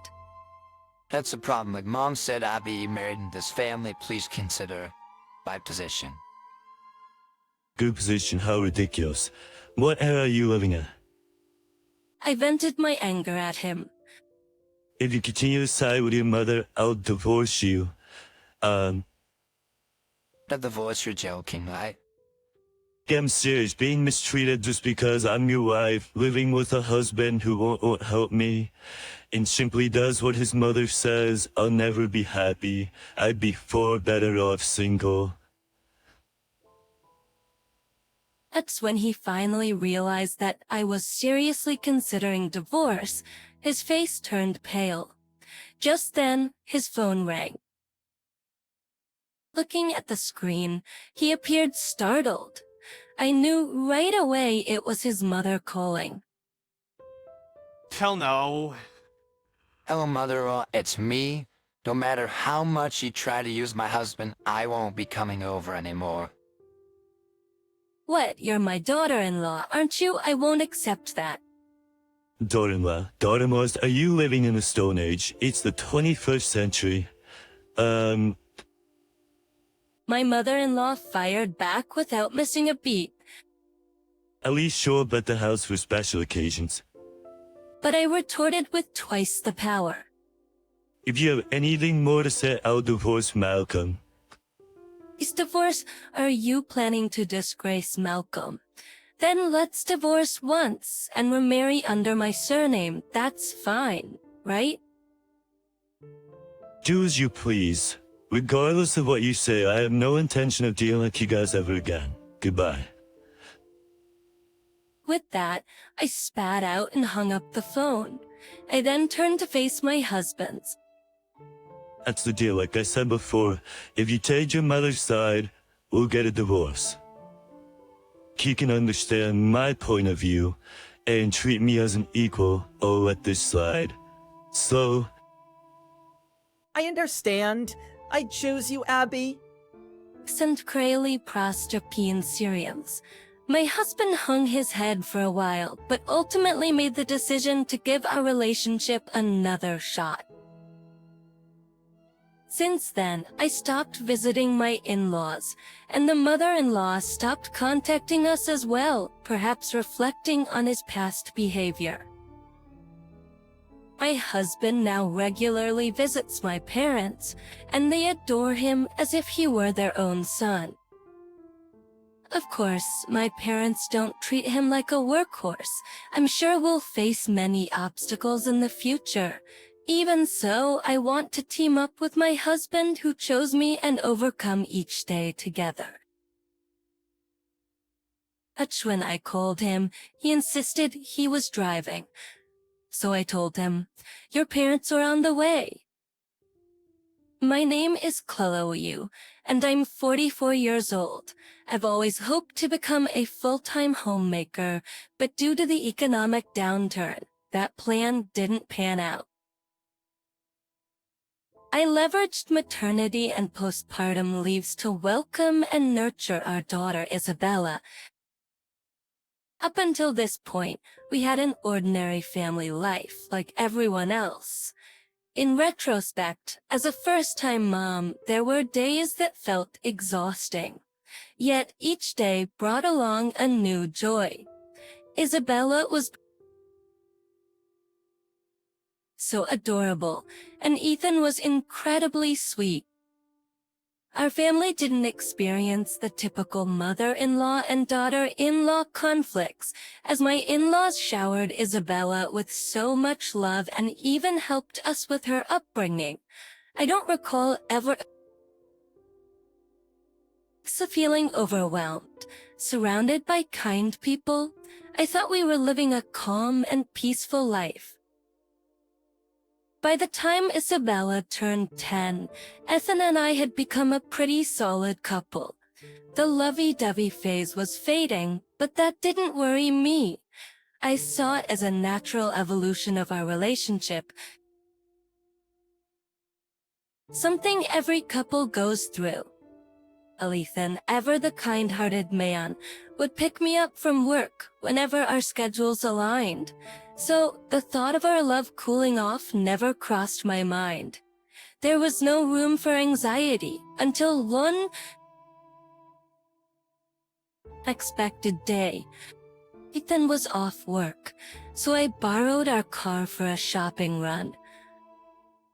Watched her as I slid into the driver's seat and adjusted the side mirror to suit my view.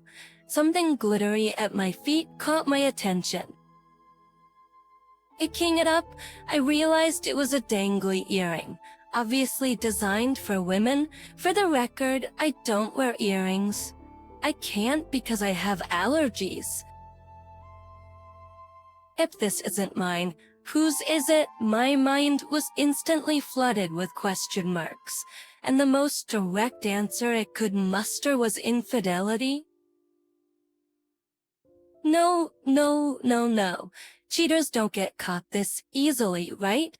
Still, I decided to confront Ethan nonchalantly, shoving him the earring I'd found in the car. He said in personal problem. He quickly recovered saying, oh yes, I gave one of my colleagues a ride the other day. It must be hers. But did he just almost say mine? No way, right? I was unsure whether to press further. I had a nagging feeling of unease, but part of me wanted to erase my unwelcome thoughts. Most importantly, Isabella was with us. I didn't want to risk a confrontation that could potentially confirm Ethan's infidelity and hurt our daughter, so I chose to let it slide for the time being. A few days later, on a particularly stormy night, Ethan had to attend a business dinner. He called to let me know he probably wouldn't make it home. In this weather, are you sure you'll be okay, Dew? And catch a cold. I couldn't help but express my concern. Yeah, I'll be fine, thanks. But just as he finished, a shrill, sweet voice echoed from the other end of the phone. Ethan, are you still on the phone? I couldn't help but ask again, huh? Oh no, I told you, I'm on a call. Ethan tries to justify himself while stopping me. What just happened there? You got called by your first name? Well, it's one of our clients. You know how bosses, and you know how bosses love to call you by your first name. You know what I mean? That sounds like an excuse to me. Ethan quickly ends the call, saying, I'm off for an entertaining night with clients. Gotta go. I'm off for an entertaining night with clients. Gotta go. The last time, I found a piece of jewelry that wasn't mine. This time, the smell of infidelity seems to be getting stronger. I'm not saying it doesn't hurt, but without any solid evidence, I don't truly feel like he's cheating on me. All I feel is a formless, nagging doubt growing within me. The next morning, Ethan returns home and starts talking about his difficult night, even though I didn't ask. But if you listen closely, he keeps repeating words like forceful, already settled, and wanted to go home early. The common theme seems to be that he didn't really want to go in the first place. That just makes it all the more suspicious. So you're not cheating on me, right? Just kidding. I think I was about to follow up with a laugh, but then I saw Ethan's face and fell silent. He was pale as a ghost. I'd never seen anyone turn that pale before. So that's what it looks like when turns blue, I thought to myself. No, of course not. There's no way I would ever do something like that. His words don't match the color of his face. While his expressions might be able to lie, his complexion doesn't. Now, he's a prime suspect. What an awful joke I've made. I screwed up. Trying to hide the tears welling up in my eyes, I turned my back on Ethan.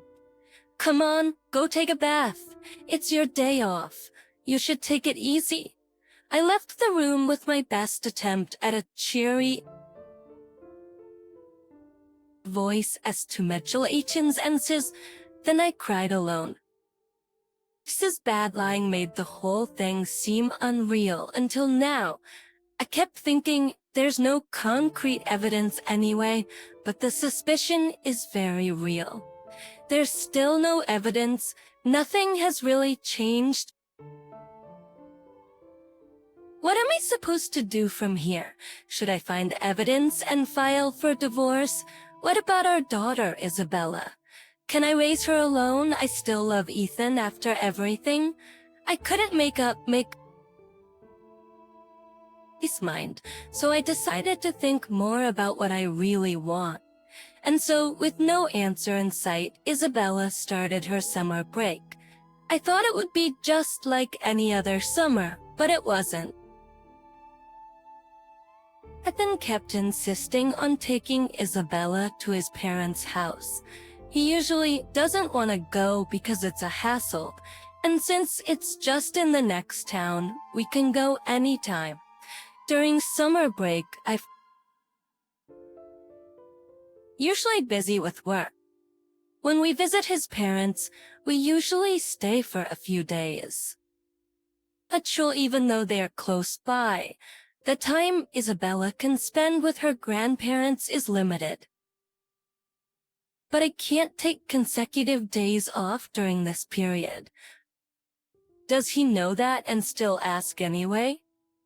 As I pondered it, I remembered that this summer was different from all the rest.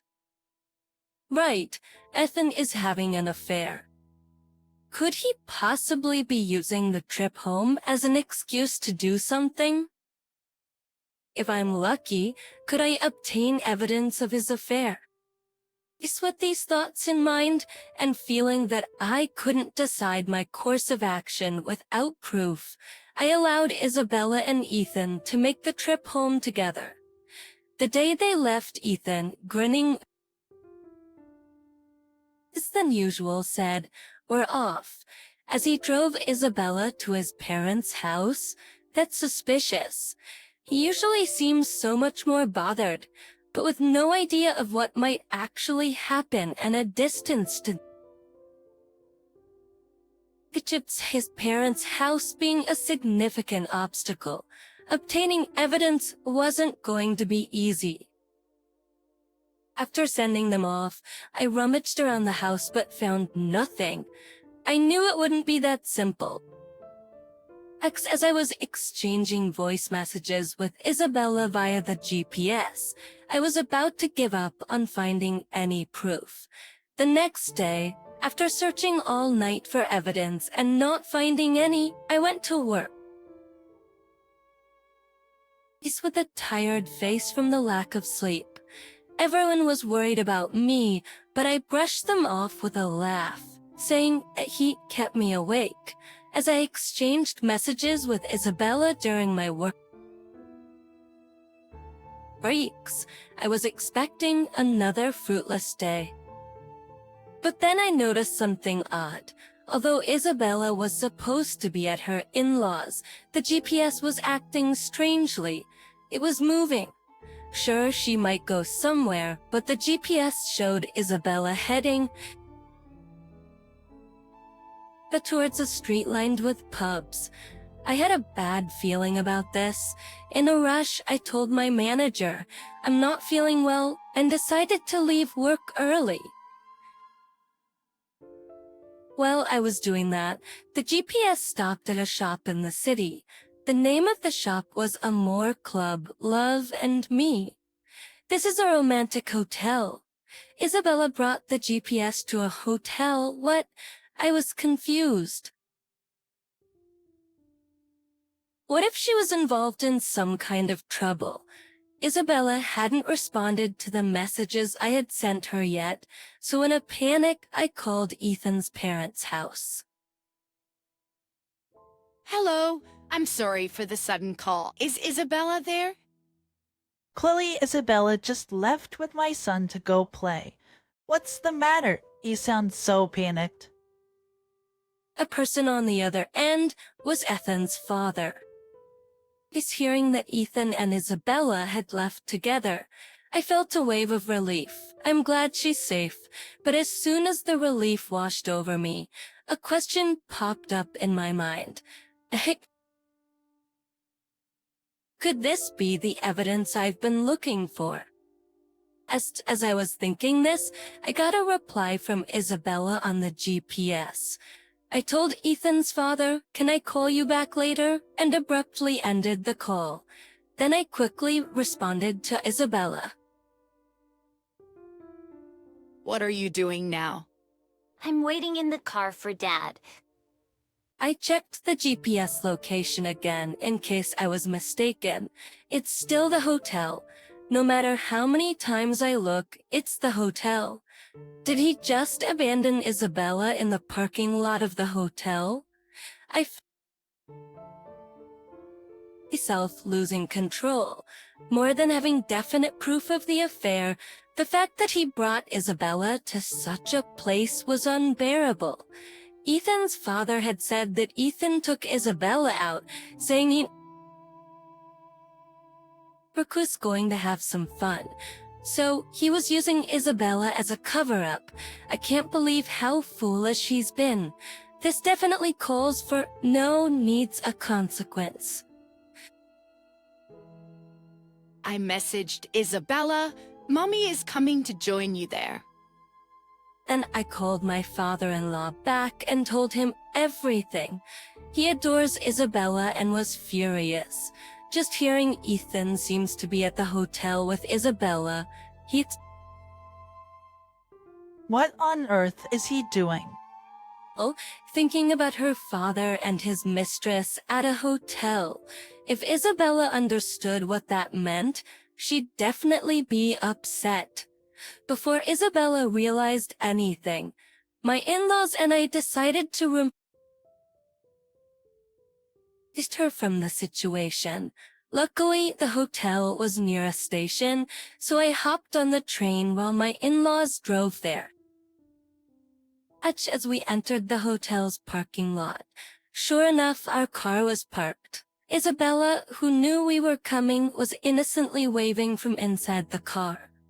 I quickly unlocked the car with my spare key, hugged Isabella. "I'm sorry for leaving you alone here, but I'm not alone. Daddy is just late." Isabella pouted, promising a fun day out, and then making her wait in the parking lot wasn't right. It was trees. Awful. Mommy will make sure he pays for it. I didn't say it out loud, but I promised Isabella for now. I convinced Isabella to go home with my in-laws. I wanted to get her away from there as soon as possible, so the teamwork with my in-laws was appreciated. Then I climbed into the driver's seat of Ethan's car and waited. Of course, just waiting wasn't fun at all. I figured they were in the middle of it, so I called Ethan on purpose to disturb them. Hello, is that you? I intentionally used a laid-back tone to gauge Ethan's situation. Hey, I'm driving right now. Don't call me out of the blue. Call me later. Your car's right here. What exactly are you driving, I wonder? I couldn't help but chuckle. Okay, gotcha. Your parents will be there to pick her up soon. Just letting you know. At what's up? Of course, it was a lie, because my in-laws had just left. Knowing he was having fun in the hotel room made me so mad. I thought this was the best way to wrap it up quickly. I hung up, and not long after, Ethan rushed out to the parking lot with a woman trailing behind him, her hair all messed up. They seemed to be in a bit of a squabble. Well, that makes sense. He probably intended to be in the room for at least 3 hours. My call likely forced him to interrupt his rendezvous, and he had to rush out of the room. Or rather, he absolutely had to. Etienne approached the car. His shirt buttons were haphazardly fastened. Was he planning to meet my in-laws looking like that? Isabella would surely be surprised. The woman seemed furious, and I started to think that this might be the end of their affair. Moreover, I could be imagining it, but the woman looked a bit like me from the past. Interesting choice for an affair, a woman of a similar type. The whole situation was starting to amuse me, so I waited in the car, grinning as I met Ethan's eyes. 6. When Ethan noticed me, he was taken aback for a moment. Then his mouth began to open and close like a goldfish out of water. I'm here to pick you up, dear. I called, swinging the car door open with a smile.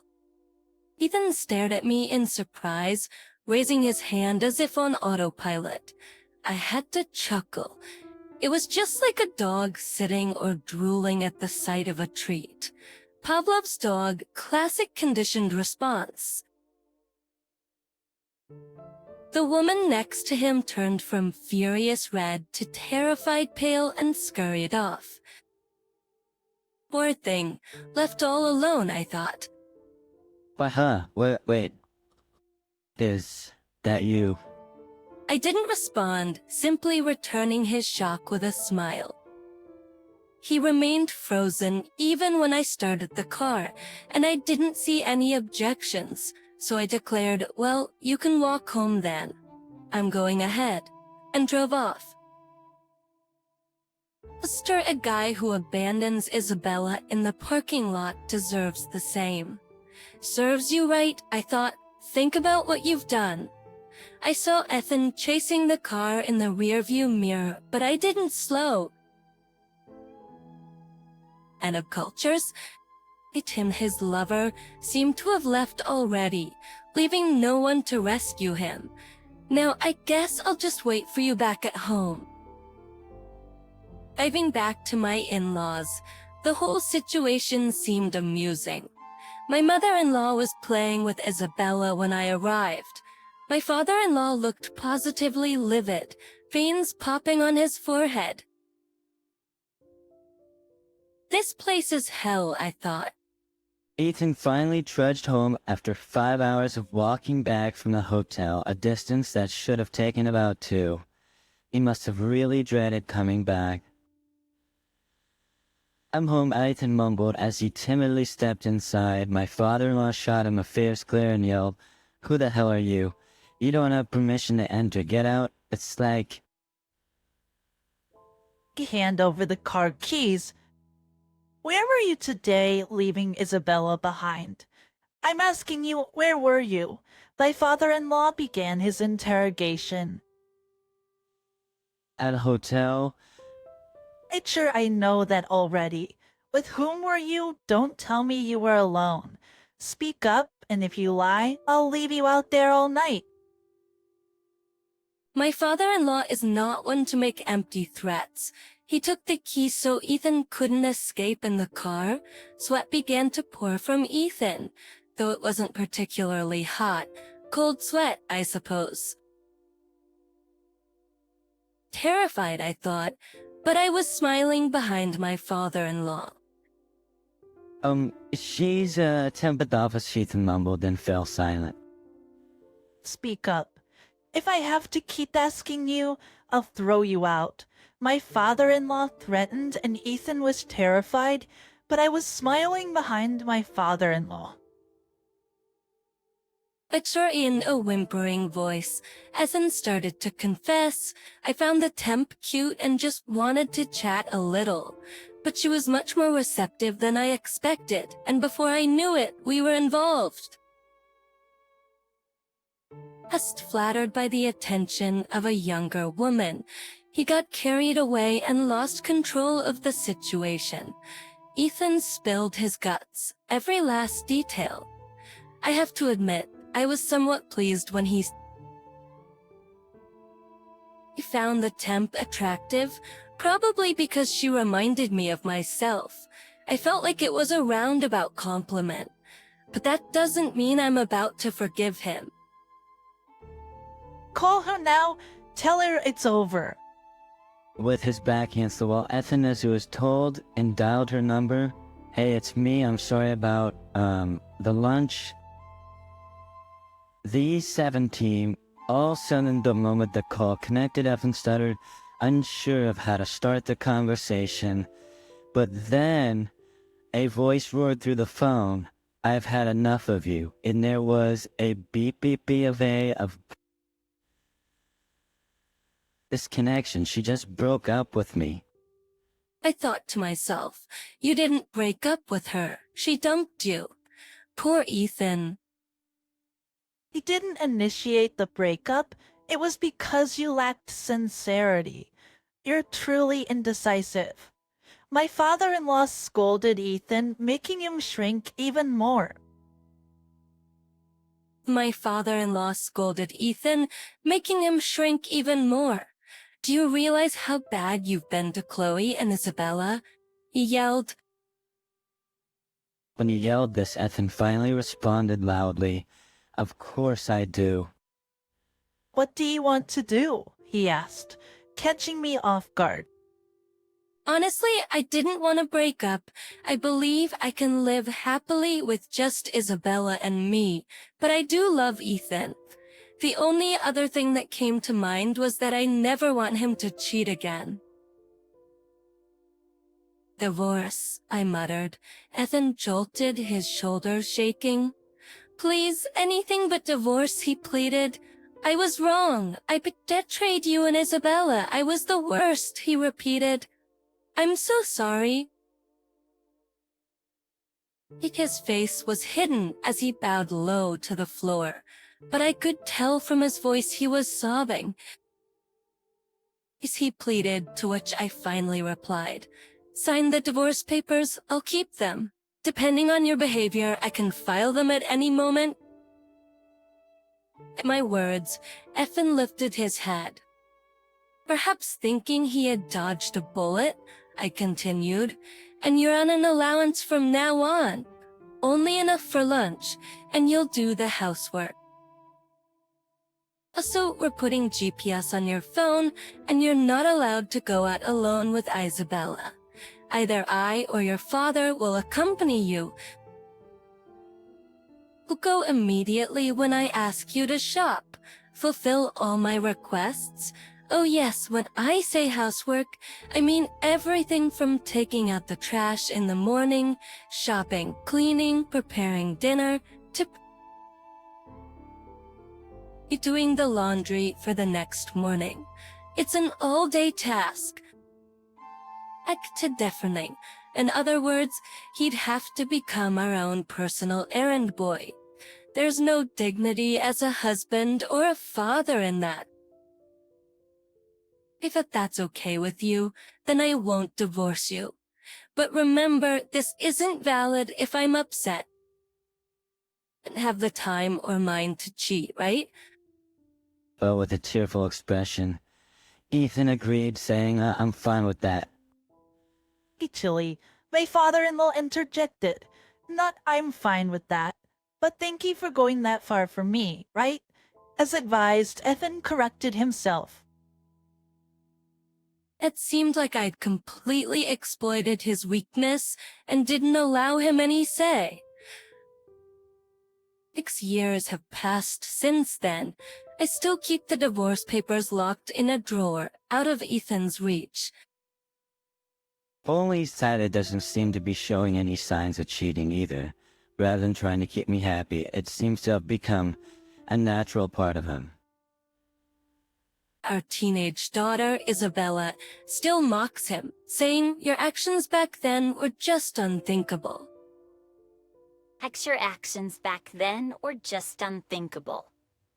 Ethan seemed to find being disliked by Isabella several times more painful than being scolded by my father-in-law or me. As Isabella grew, his determination to be a better husband became more apparent. Thanks to that, I'm happy. Don't misunderstand, it's not that I have forgiven Ethan for his one-time mistake. The agreement I made with Ethan at that time to not divorce him was to protect my own happiness. As to the agreement I made with Ethan at that time to not divorce him was to protect my own happiness. My ultimate goal was for the three of us in this family to live harmoniously. Even if Ethan had also wanted to break up, the conclusion would have been the same. I had no intention to divorce, even if it meant binding a resistant Ethan.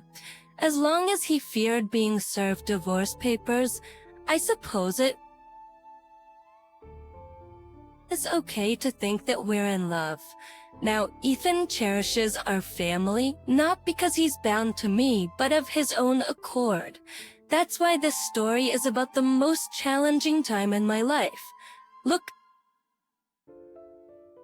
at my family now. I can confidently say that such a thing will never happen again. As evidence, I'm very happy now. I want everyone listening to this to know, don't think you can easily destroy this family I've built. Even if the world turns upside down, I won't let go of Ethan. Just so you know.